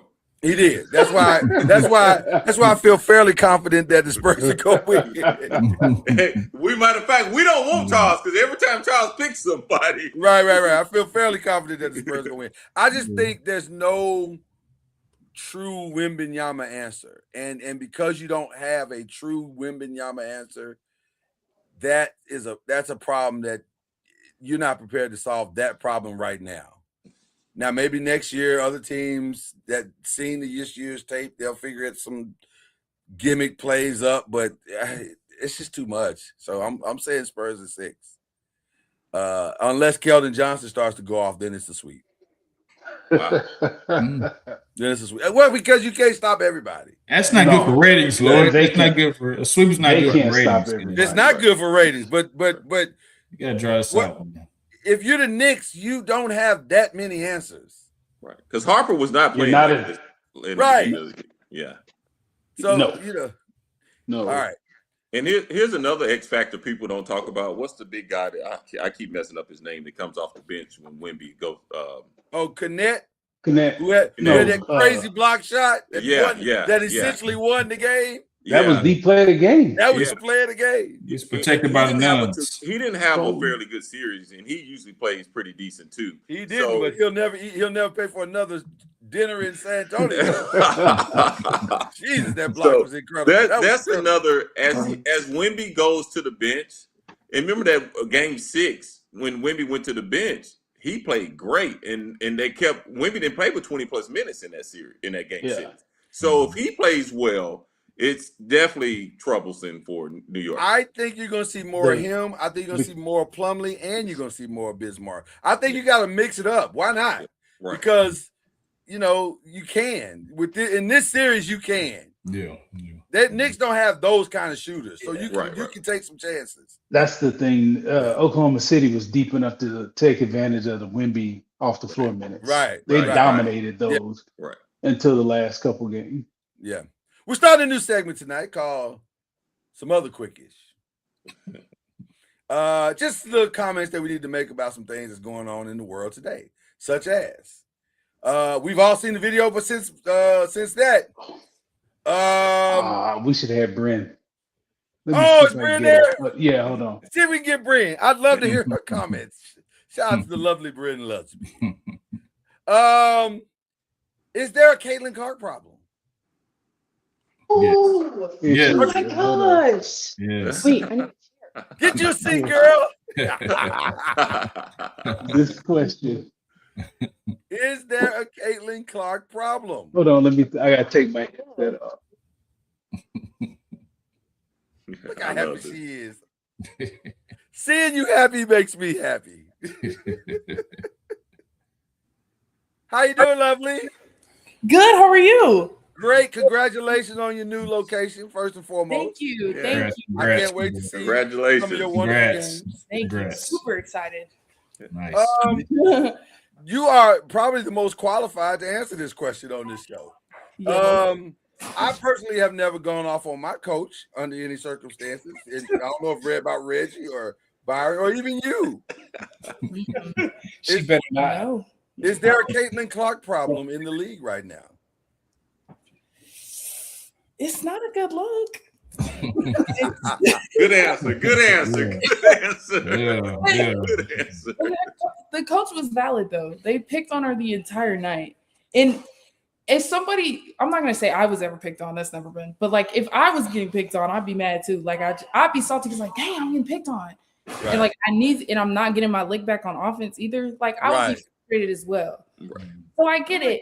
I get her side, but coach had to do what she had to do. Like she needed defense, so she put in the sub for defense.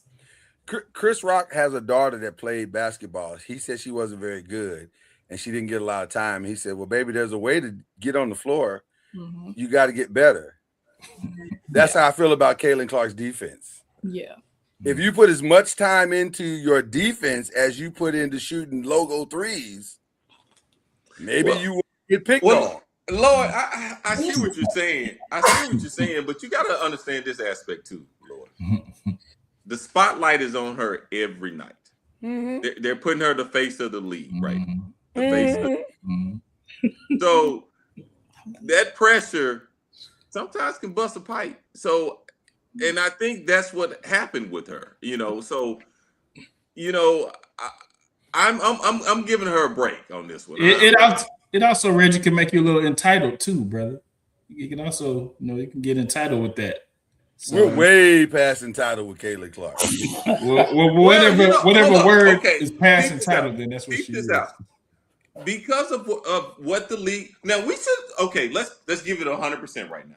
Let's give it 100%. If y'all want to be mad at anybody, get mad at the WNBA. They did this for her. They put her in this light. I don't disagree at all. They pushed this narrative, and when they push this narrative, anybody who steps on the court against her, guess what they do? Yeah, they put that puppy pack in their back. But also, she has to know that she is the face of the league.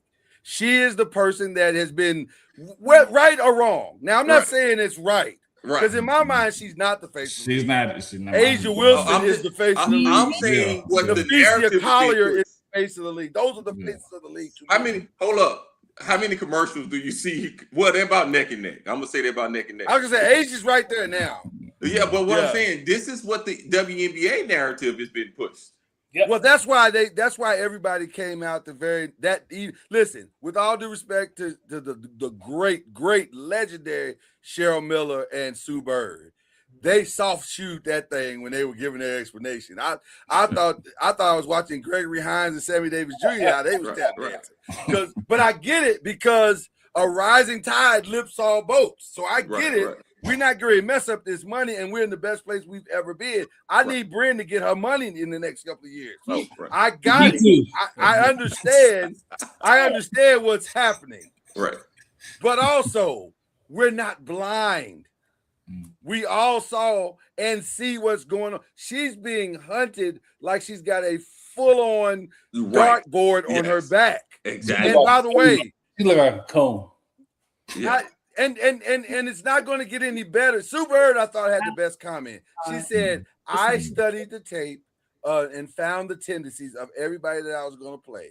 And I exploited those tendencies. She's going to have to want to play. We all know this. Defenses want to. Right. You have to want to play defense. There's more to it than that. You got to have some skill. Well, it starts with want to, though. It starts with some want to. Just say it's like lateral movement because it's like initially she's fine sometimes, but like it's just moving side to side. And it's different from college. Like college, you can kind of get away with being an okay defender. But when you're dealing with like grown women, you have to guard the shifty every night. Like it's a growing pain. Because I dealt with the same thing in college. Like in high school, like defensively, I was good. Like it's not my strong suit. Like I put the ball in the basket. That's my main job. Yeah. But You are selling yourself a little bit short because I've seen you play since your high school days. So you're much better. You're a way better defender than Caitlin Clarke right now. Again, if I was guarding the people she was guarding, I would be barbecue chicken too. That's okay because I'm growing. We growing. You is so nice. Mm. Ooh, you is a nice Christian girl. I'm following.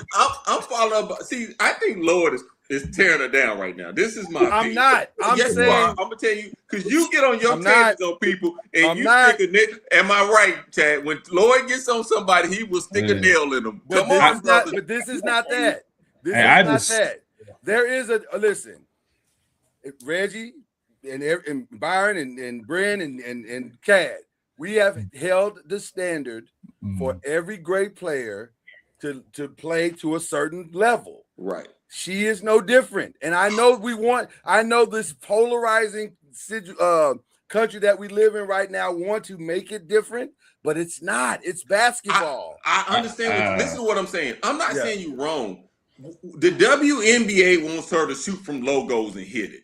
The WNBA want to put seats in the stands. They want this type of basketball. The same reason why people like my age, who's fairly young, gets frustrated with the NBA sometimes because the NBA does the same thing.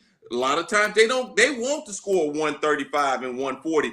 As the older generation, we want this score to be 85 and 95. The WNBA is doing the exact same thing. They want Caitlin Clarke. They don't care too much about Caitlin Clarke's defense half the time. As long as she's putting up 50 and give up 25, they okay with that. I think we've seen Caitlin Clarke and we've seen a better Caitlin Clarke. And I don't like the disrespect that Sabrina Ionescu is getting. She doing the same thing that Caitlin Clarke was doing. Shooting from the logo, all this kind of thing. But she's not getting the press as Caitlin Clarke is getting. But she's not cussing out her coach. She's not at the press conference when they say maybe you should get off the ball. I'm not getting off the ball. Yeah, I'm saying the skill point, we already seen it, but she's bringing the theatrics. She ain't averaging. That's the part. Game. Yeah, theatrics entitlement. That's but I understand what you're saying. But here's the thing. Now, here's what I'm talking. I'm not disagreeing with nobody. What I'm saying is the WNBA has created this monster. I'm saying that. And Stephanie White is trying to put a lasso on that monster. So let's not fire her. She'll go before that. Okay, why? Yeah, she gonna be. That's what I say. That coach would go before Caitlin Clarke. No, I don't disagree. But what I'm saying is, that it's not gonna. If you keep firing the coaches that can help rein her in, then you just got a rampant monster that can't defend nobody. I think she cooked. I think Stephanie White is cooked. Listen, Byron understand what I'm saying. Why are you under the impression that I don't? I understand exactly what you're saying. What I'm talking about is something greater in that you're gonna have to fire a coach every year if this is because she's not gonna change. That's what Dallas Wings did. Man, I'm telling you, it's about because they needed Caitlin and what's the other young lady that's at Chicago now? Angel. Well, Angel. No, not Angel. Angels in Atlanta. Yeah. Angels in Atlanta. Yes, Angel. That helped take the W when them two had their rivalry in college, and came. But it is. I know. But they made it a rivalry. It's one moment. That is right. But that took the WNBA. That brought them in the WNBA, and the WNBA rode that coattail, and they fired them both up like this. And they still ride it. That's what it is. And they still ride. They rode it all the way into a collective bargaining agreement. Exactly. So I understand that moment. I'm saying to you though, at what point? Because here's the other side of it. Raise your hand if you think she can win a championship like this in the way. And I'm not just talking about her defense. I'm talking about the totality of the whole thing. No, she can't. So she's not. She might be the third best on her team. Thank you. That's all I'm saying. What you want to see is Caitlin Clarke, if you're the WNBA, get to a title run, a legit title run. That's not going to happen if she doesn't change some more. She's not going to get there until she's about 30, and that game slows down. she's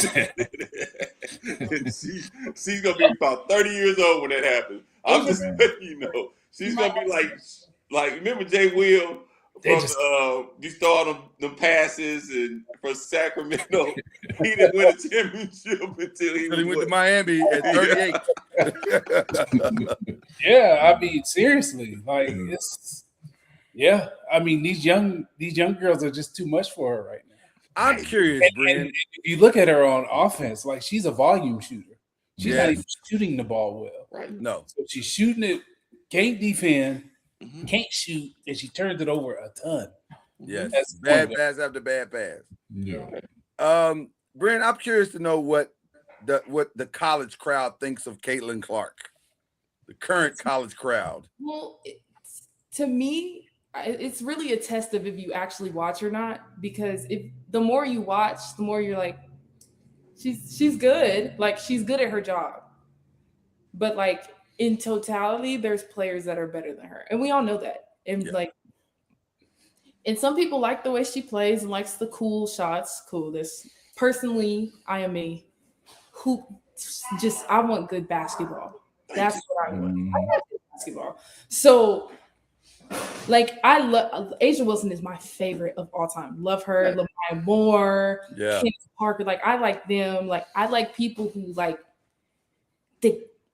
they're so good that they make the best out of, like, even if their team isn't stacked. Like, this just it's not even like a carry job sometimes, but you create your shot so well that you end up creating for others. So, like, low-key, I'll be trying to do that myself, but you're very good at that. It's just I'm so biased. Like with Caitlin, it's kind of hard to like do that because she's one of those like players. I call them black holes with the ball because they shoot it so much that it's hard to get everybody else involved. Yeah. And it's not bad. It's good when it's good, and when it's not good, it's kind of hard. Like really she's a black hole with the ball. Yeah. And when it's bad, you can be about 30. Which is what happened the other night. Yeah, like, it's just like Enrique. She does the same thing, but she has efficient people around her, so she can get away. So it really just depends on the system. I think Caitlin Clarke is way more efficient when she's off the ball and she can focus on being just the shooter off of like something that Kelsey Mitchell creates, or something that Aaliyah Boston, like if Aaliyah Boston gets like double teamed and then you got the rotate, like stuff like that. Like, I feel like she looks so much better as a player when she's that and not a ball handler. And that's no bad, like that's not bad on her part. I think you take offense to it because like, are you trying to like get rid of one of my jobs? Yeah. Instead of it being like, hey, like you lighten your load. Raven's not starting yet right now. Is right. So that's that might be the real problem. She should be playing more minutes and being the point guard. Yeah. She is literally the definition of a true point guard. And I think at some point that's the plan, is to have her bring balance to this whole thing, because they need it bad. They need it real bad. And better when she's because she controls the pace and just point guard. So you don't have to worry about her scoring too much, because she knows how to pick and choose, because she's been on a team with McDonald's All-Americans all of her career. So it's like, hey, you need to get somebody this. Like, she knows that, and she defends. She's their best defender. 1,000%. Like, she needs to be playing more minutes, in my opinion, in order to like really. Yeah. Like, now at a playoff level, because I don't think they are right now. Now, Bryn, I have one last request before we.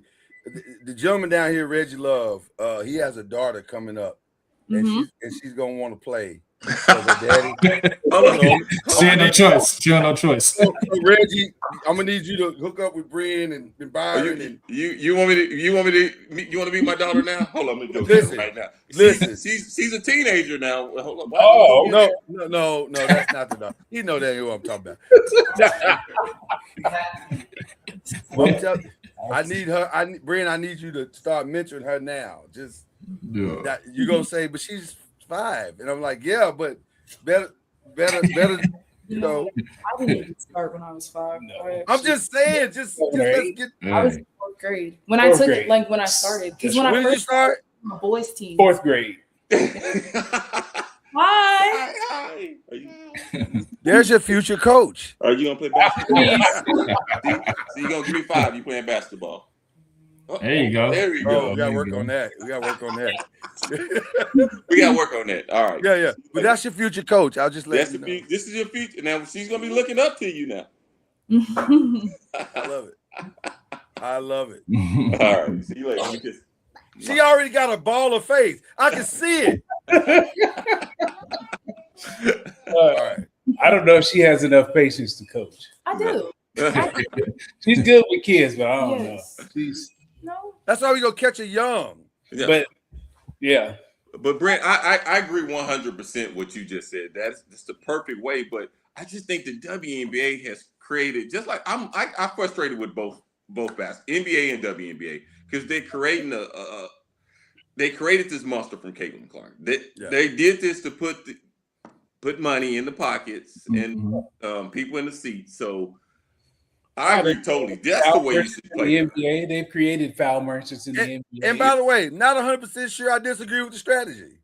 Because, like, I mean, if somebody is white fire hot, you got to ride the wave. I get it.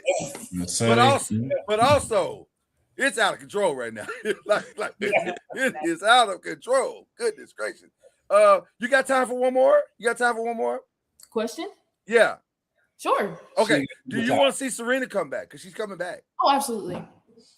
I root for everybody black. She's doing. Even if she's back. Yes, girl. You get that. You forehand that ball. That might be the greatest line of the night. Yes. That might be. We were watching softball. Sure.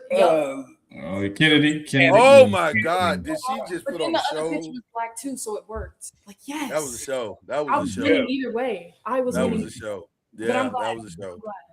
Anyways, Texas Tech got their money's worth. I'm gonna tell you, they have gotten their money's worth. Thank you. Thank you so much. We gotta do this again. We gotta definitely do this again. Yes. Russell Wilson made the all-time greatest decision he could have possibly made. Absolutely, he is getting out of the game. Yeah, for sure. And he'll be great at CBS. He'll be great. Did he get a Tom Brady contract or no? No, he's not gonna get that. He ain't get that, but you gotta prove it first. Now he's gotta prove he can be great. But Tom Brady wasn't great. Yeah, he did. No, Tom Brady was awful that first season. Yeah. It has gotten better though. It has definitely gotten better. Yeah, but that first season, I was like, oh boy. What's the tight end from the Cowboys? Witten. Wasn't nobody worse than Witten. No. He's a Sooner now. I saw him now, but you know it was worse than Witten? Emmitt Smith. Emmitt Smith. Oh my God. And that's the frat. That's the frat brother. But don't you get on that mic and do no more analysts. Do that. Let's just talk amongst the brothers. This he was awful. Okay. This has been trending all weekend.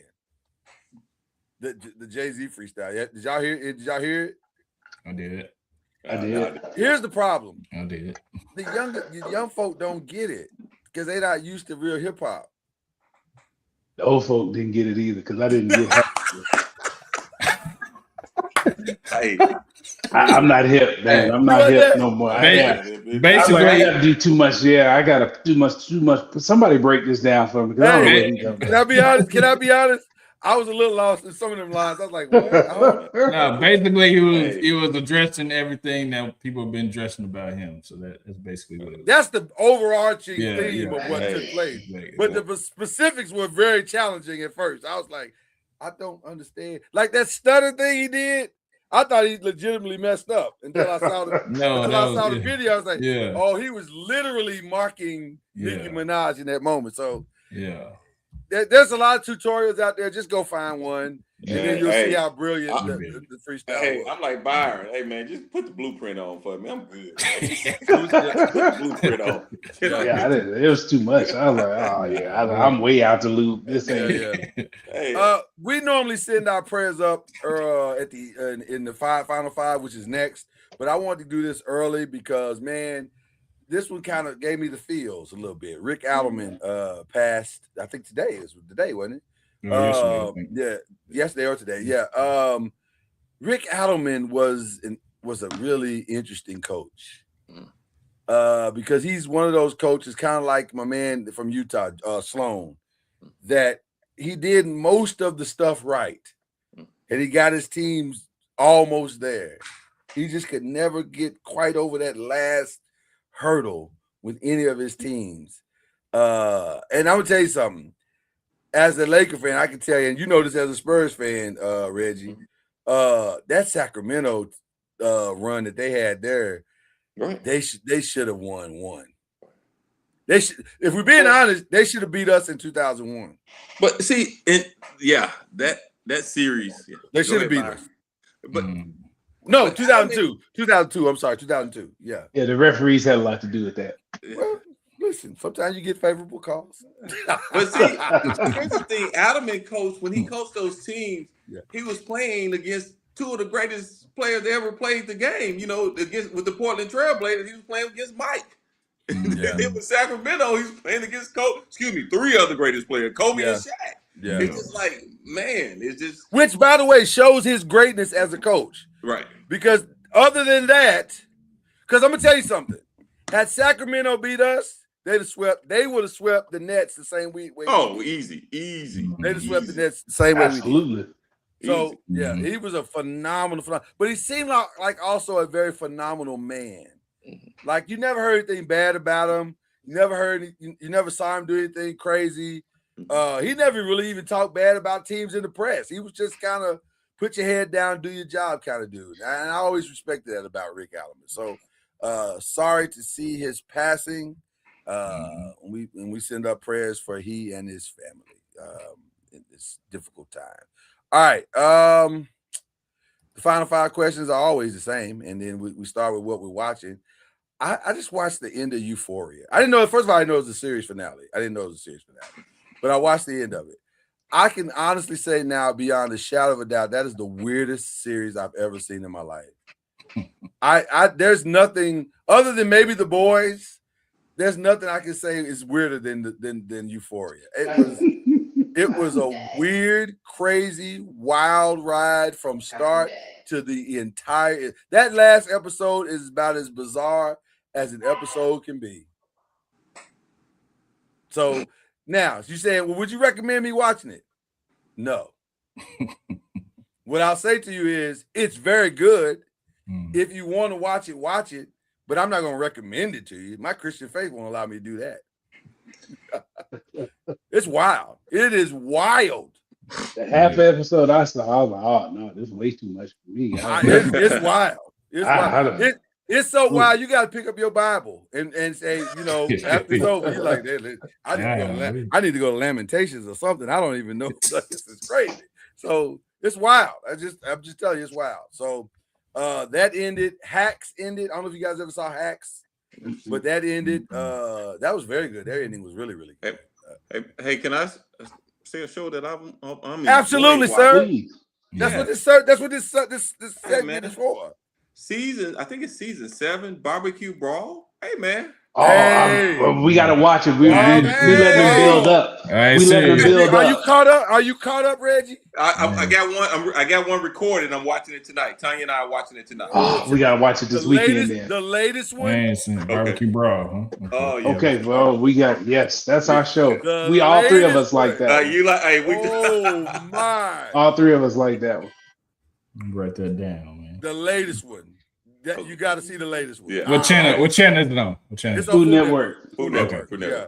By the way, speaking of Food Network, if you didn't see 24 in 24, really, I gotta watch 24 and 24 is by far the hardest cooking show. Now they got a new one coming starting this next week called 100 Cooks. Okay. So I don't know. That might end up being the hardest. But right now, for me, the hardest is 24 and 24. Stay up 24 hours cooking is crazy. Oh. It's crazy. It's insane. Burn some bologna in 24 hours. Listen. Hey, this is the first season that by the time they got to like hour 19, some of the people was like this. I was like, they gonna cut themselves. This is a dangerous show right now. So crazy. So yeah, it's really intense. So that's pretty much all I've been watching. I like a good food cooking competition. Like I'm all in on those. Yeah, I'm waiting on Netflix to bring back Barbecue Showdown. I'm hoping they bring that next season. In. So mine was barbecue. We used to love Barbecue Pitmasters. That was a good one yes, too. I love that one too. Yeah. So fun fact with that, I actually know the executive producer of Barbecue Showdown, and I think he's having some conversations. Okay. I think you need to hit that. I don't know if it's Humble gonna come back on Netflix, but I think it's just come back somewhere. Yeah, I think Don't you need to. I mean, Tubi will take anything. Let's get it on Tubi. Tubi will literally take anything. I think you need to hit the humble flex button. Really. Yeah. I think that's what you need to do. Yeah, I mean, she will watch it. Just go. Just That's a humble Uh, flex. get it on there. Well, I don't know. Is that a humble flex? That's a humble flex, man. Yeah. Executive producer of a bar. Yeah, that man. Well, okay. Man. I feel like I don't. Okay. I don't know what just happened. Why did the screen go like that? Okay. All right. That's like this humble flex is tomorrow's not- episode Thursday morning. Yeah. I feel like this humble flex isn't married. I was just giving information. Okay. And that was a humble flex. I don't know any executive producers of any show on Netflix, so I mean. Y'all the only executive producers I know. So. Okay. All right. Well, let's move on because I got myself a trick bag on that one. Didn't see that coming. Everybody finished Nemesis? Yeah. Yes. I haven't started yet. Yes. Thoughts? He hasn't started, so No. We won't get back. But good or bad thoughts? Recommend? I see it. I see why they ended it the way they did. I just want to see which way they're gonna go. Right. To start it. Yeah. Tanya was because it was 2:30 in the morning, and she looked at me like this. Ooh. I can see why. Yeah. I get it. It's interesting. I get it. Yeah. Because that was the last one. We up. Right. And you just like, oh. I get it, but I just Okay. I just want to see where they pick it up. Which storyline are they gonna follow? Well, what made it that way is because of everything that preceded it. So you're like, oh, okay. And then he was like, oh. Okay. Well. And another thing, like in all of these shows, can y'all like even get athletic doubles, stunt doubles? Like when you run and look like you actually can run away from somebody. Yeah. Like when he was running, I'm like, come on, dog, you're not running away from nobody. If we gotta slow the camera you down, ain't got a twitch in your body. If we gotta slow the camera down to make you look fast, just don't run. Get in the car. Yeah. Like have him run to the car and do another chase. Yeah. Drive away. Don't run. You try to hop the fence. I'm like, come on, dog. There's no explosion nowhere. He almost broke his ankle. He's caught in real life. He is caught. You get what you can get, man. Yeah, you're right. Yeah, so Nemesis go. It was one of the Shy's back in their final season. So far, it's not bad, but I'm worried because you can kind of feel like something ain't like you kind of know where this is headed, but then it's kind of like, oh boy, I don't know. Listen, a lot of shows don't end well, people. They don't end well. A lot. Most of the time, series finales don't go well. Right. This feels like we might be headed toward that, but we'll see. We'll see. I'm hoping for the best, but right now, I don't know. I don't know. I may have to watch Love Island. I'm not sure. She left because she's going to watch with a couple of her old teammates. They're watching it. So let me say this. I even hate to admit this, to be honest with you. But one of my business partners was like, hey man, there is a desire for more Love Island type shows. Really? Why don't you take a look at it and tell me, is this something that you wouldn't mind producing? So last season was the first time I ever watched it. That's a lot. You should have watched season 6. Season 6 is way better. It's a lot. I'm gonna be honest with you. It is a lot. It's a whole lot. It's a lot. I thought Love and Blind was a lot. Right. Or Perfect Match was a lot. Oh man. Love Island is a lot. And what's crazy, Reggie and Chad, because you haven't seen it, it's happening in real time. Oh. That's the X factor that people. That's the part I like. It's like the most. one day off. It's like and That then was the they go part that right impressed back. me the most. It's happening in real time. Mhm. So, like the little girl that just got booted out before they ever started the show, that was because it was happening in real time. They do background checks. They do background checks. But do they do background checks? Because how'd she get on the show? Well, Before they kicked her off, like that should have been vetted long before she ever even was. When I say they, I mean when I say they, I mean the internet.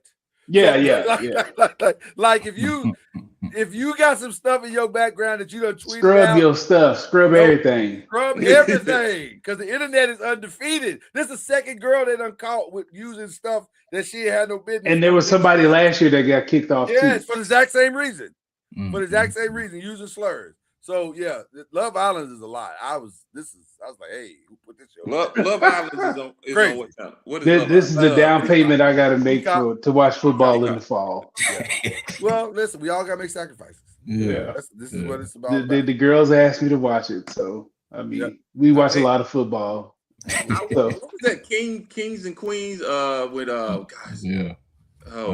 Kevin James, Carlos Boozer. Boozer, yeah. Are they doing another? That one.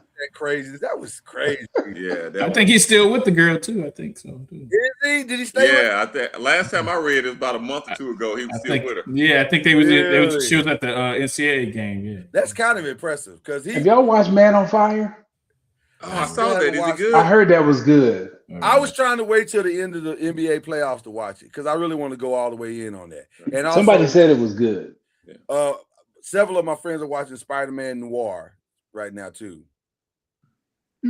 Okay, that's one of the Spider-Mans in the multiverse. Yeah. And okay. It's on Amazon Prime. So let's look at that. I have to see if that's gonna be any good too. But I want to see Man on Fire. Everybody that I know is watching said it was good. You know what we watched as our guilty pleasure? How to Catch a Smuggler. Catch a Smuggler. Where's that? I have never even heard of that. What is that? It's on the National Geographic. They go to like different airports and like you go behind the scenes and like people in the airports like customs and like they go and pick different boxes and like they like you actually going on flights and like pick people out and like people be bringing stuff through the airport, get arrested. Like it's yeah, it's like real deal, man. How to Catch a Smuggler. Yeah. I don't know if I'm gonna watch that. It's pretty. Hey, it's pretty interesting, man. I mean, it might be. I just tell you, man. I don't know. Don't worry about it. I got a guilty pleasure. We all got. Everybody got. Yeah, no doubt. Tanya and I are still watching House Hunters. Oh, we'll watch that now. Listen, yeah.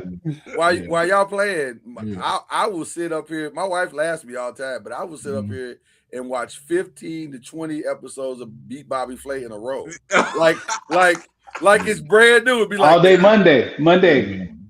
I got to see it. Once the sports shows go off, yeah. I got to see Beat Bobby do his thing. Now that's Bobby Flay. So so we all got our guilty pleasures. So that Joker wins with a recipe he never heard of. She cooked something the other day that he had never even heard of, and was like, he said, "Well, I'm just gonna use these spices," and then the people was like, "Oh my God, the spices were so great." I was like, "That's Bobby Flay something else, boy. He's something else." Oh man. We gotta get some prayers up. Prayers up again for the Alleman family for sure. Definitely want to keep them in our thoughts and prayers. Somebody else passed, and I'm trying to remember who it was. Y'all talking about Peebo Bryson. Okay, that's where I wanted to. So okay, and I will humble flex myself for this one because this is worth that humble flex. I had the pleasure of doing a concert with Peebo Bryson years ago.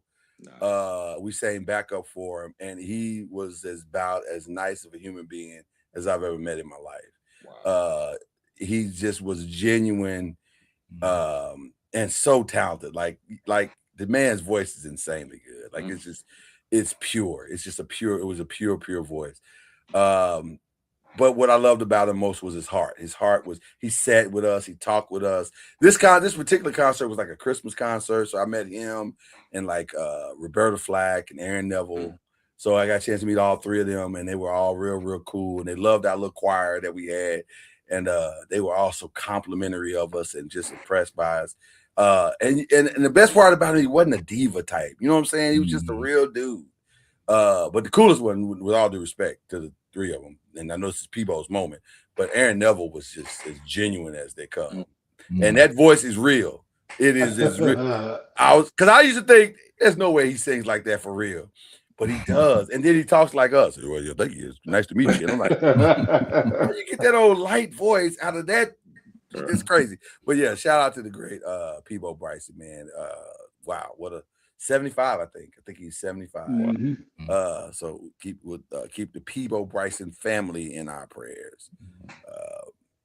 Can we not do the humble flex during the prayers, Chad? That's all right. I mean, okay, thank you. Appreciate you, Chad. Jesus. Okay.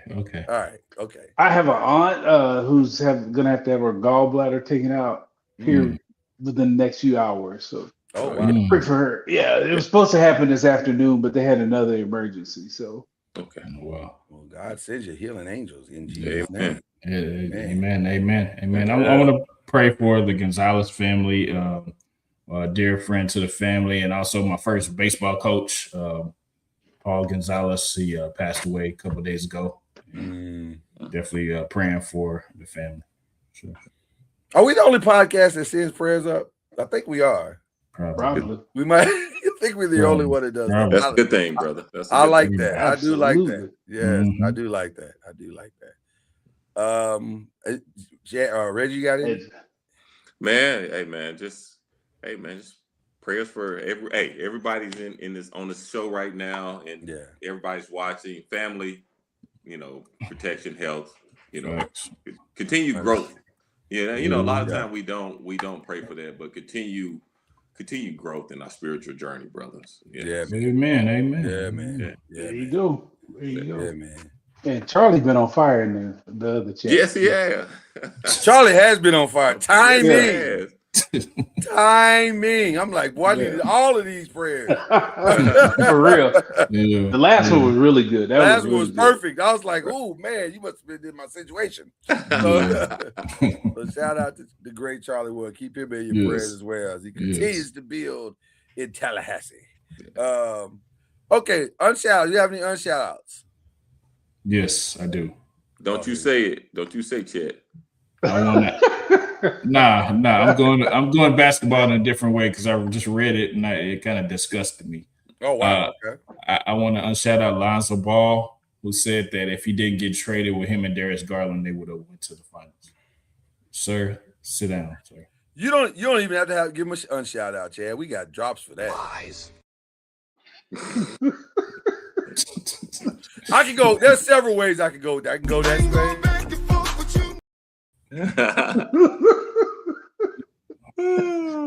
wow. My favorite, personal favorite. Are you done? Are you done? Yeah. He earned that. That's a well-earned unshout. Right. That is. Oh, disgusting. I'll listen to Lonzo Ball when he gets better than his brother. Man, he ain't even on the team right now. So you won't be listening to him. So that's what you're saying? That's all I'm saying. Get better than your brother, and we can talk about how great Cleveland would have been. I mean, okay. Any other unshout outs? We got to shout out. Don't we have to unshout out Under Armour for fumbling Steph Curry? Yeah, sure. Go ahead. Well, Nike too. Well, they made an offer. Fumbled them too. No, At least Nike got a backup plan. Fair. Under Armour. Fair. Who's the next great Under Armour player? Exactly. That man went to China. By the way, my first shout out is to Steph Curry for saying, honey, listen, he said there are 350 million Americans. There's 1 billion Chinese. Yeah. I'll take the Li Ning deal. Yeah. Him and Steph. I mean, him and D Wade. Yeah, and he was smart too because there's a lot of Asian people in the state of California. I'm not mad at him taking that deal at all. That is a no brainer. Who's the shoe? What's the shoe name? Li Ning. Leading Chinese. They're actually people that have worn them said they're really good basketball shoes. They look fantastic. Yeah. They say they're really good. Yeah, They're like they look fantastic. people that rate shoes say that's one of the best basketball shoes out. Well, you know who I'm waiting to come out with a basketball shoe? Who's that? Owns. On Clouds, Owns. Have y'all ever? Oh, yeah. No, those slides are phenomenal. I've been seeing that shoe. Those slides are Bro, phenomenal. I got a pair of them like running, but I walk in them, brother. They're good. Oh, brother. You know what's crazy? I've been seeing that. I never thought I'd be this guy who needed a comfortable shoe. Amen. But I am that guy. Amen. I take comfort over everything. Your dogs, man. You can't. Your dogs can't be hurt, man. That's the worst. Never again will my dogs hurt in that. Hey, I'm gonna pay for a comfortable shoe. Trust me. Yeah, for sure. I'm pulling up in a comfortable shoe wherever the setting is. Stacey Adams or Kohan? Kohan. Here we go. Swipe it. Run it. And if you push me too far, rock sport. Comfort over everything. So shout out to Steph for 400 million. Lord, I'll be rocking a pair in a minute. Them sketches do me right. I love it. I'm sorry. I never thought I'd be a sketcher wearer. I was like, that's not a black man's shoe. It is a black man's shoe. Hey, whatever make your dogs feel good. Yeah, boy, tell me about preach by. Whatever it is. If it's an Adidas because you got a narrow foot, whatever it is, man. Yes. Yeah. Whatever make your dogs feel right. Hey, dogs and knees. Don't yes. Yeah. Mm-hmm. Yes, sir. Yes. Yeah, man. I'm gonna give 2 shout outs. I'm gonna give one to Chad and his lovely wife. Was it 15 years? 16. 16. That's phenomenal. Phenomenal. Keep it going. I need like 50 more at least. Appreciate it. So I want to shout you guys out because it ain't always easy. Man. And then second shout out, I'm my beautiful baby. She's just so excited to join us. As you can see, she wants to be a sports analyst, so she was so excited. So shout out to Lloyd and you guys for entertaining her. She did great. It was telling me doing this again. Yes, I love it. I love it. Yeah. You can tell she studies it a little bit. She knows her stuff. Can I give you as a father and mother some props, man? She knew the game. It wasn't just throwing stuff out there. No. The way she talked about Kaylin in the position to put her in, and man, that's awesome. She knew that's awesome, brother. My prayer over her life this year, because I want her to be in a situation where she can finally prove every person who doubted her wrong. Because it's in her. And I just want her to just let go, let God, and let's play. Amen. And that's I'll make that one of my shout outs because I'm a fan and I know I see have been from day one. From day one. I'm a fan. Literally from day one. Like was in the hospital today. She was here. So And yet I was in the bed praying over her and my wife. Hey, that's nice, man. We are big fans. So I need to tape her watching the game because she was so mad at Castling them on them side screen pick and roll. She was, she could be in San Antonio the past 2 years. She's a fan, but she was so mad at them. They were doing something. I was like, Brent, what are they doing? That's right. That's in San Antonio, isn't it? Yeah, she was like, she was not happy with them jokers. Yeah. Has she had a chance to meet anybody on the team? No? Okay. All right. All right. They used to practice over there, but until they built that facility. Gotcha. But they don't come over there that much anymore. Gotcha. All right. Well, listen, if there are no other shout outs and all. Hold on. Uh-oh. Well, that's why I asked. Yeah, I just had to make sure. Hold on. I want to shout out my lovely wife for 16. You better. Blissful years of married bliss.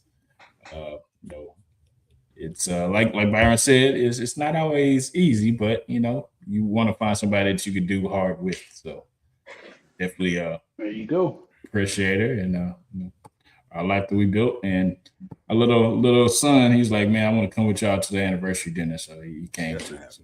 That's what's up. Y'all took it? Yeah, he came. Y'all different. He came to the anniversary dinner, man. Shout out to y'all. Yeah, we did it last year. Yeah. I have never taken mine to the dinner. Yeah. Hey, it's always time, buddy. Because I take them all to all the other dinners. So that's why well, yeah, he don't get to go to all the other one dinner with, you know. Hey, Chad, I'm letting you know, man. I'm thinking about getting back into the coaching game. Okay. Oh, okay. Okay. I'm thinking about getting younger, like PSA young. Okay. And I got my neighbor across the street, my little nephew, and I might come for yours. They all around the same age, and I might put a squad together. But hey, once you get to the AAU, I'll be like, all right, y'all go where y'all want to go. I'm just saying, I just want to teach you how to dribble left, right. Yes, sir. Make a left hand layup. Yeah. I don't want to go no further than that now. So I hope it's needed. It's needed because good people that know basketball are much needed. Much needed. I hope the game doesn't. The current state of AAU and all that stuff doesn't drive great thinkers of the game and teachers of the game like you away. I pray to God they don't. They've already driven me away. I'm not coming back. But yeah, I don't, and I hate to say it. I'm not a fan of it anymore because I just like the love of the game, man. Like I said, I'd rather get some 8, 9-year-olds and just kind of teach them the basics, man, and go back to that. You know, I mean. Hey, that's why the European players are taking over because they know the basics. Facts. Yes. Yep. Yes. Yep. Before Brim was born, my wife, she coached was 6th grade. No, they was young. They were like 3rd, 4th grade. Right. We didn't practice with a ball for a month. I love it. Love it. This is the key. This is the free throw line. Right. This is for like a month. There was no ball. Yeah. The parents were like, "What are you doing?" She's like, "They don't know what anything is." You're right. Exactly. They just looking at lines on the floor. They have no idea what these lines mean. They had no clue. No idea what these lines mean. Yeah, exactly. Why is the basket that high? Hey, before we learn a step back or a euro, we're gonna learn to come off your right foot with the left hand. We're gonna learn that first. How about we do that? It's needed. It is so we needed. We don't need to start with logo threes. No. Exactly. No. Hey, let's start with the George Mikan drill. Right. That'll work. That'll work. Yeah, for sure. That'll work. That was a phenomenal shout out. That might be our best shout outs we've ever had. Yeah. And shout out to all of our lovely wives. Yes. It's beautiful to let them, to have them in our lives. Marriage is not easy, but it is fun once you get the right person. Yes. Absolutely. Yes, sir. It's a miserable experience if you don't. Right. Message. And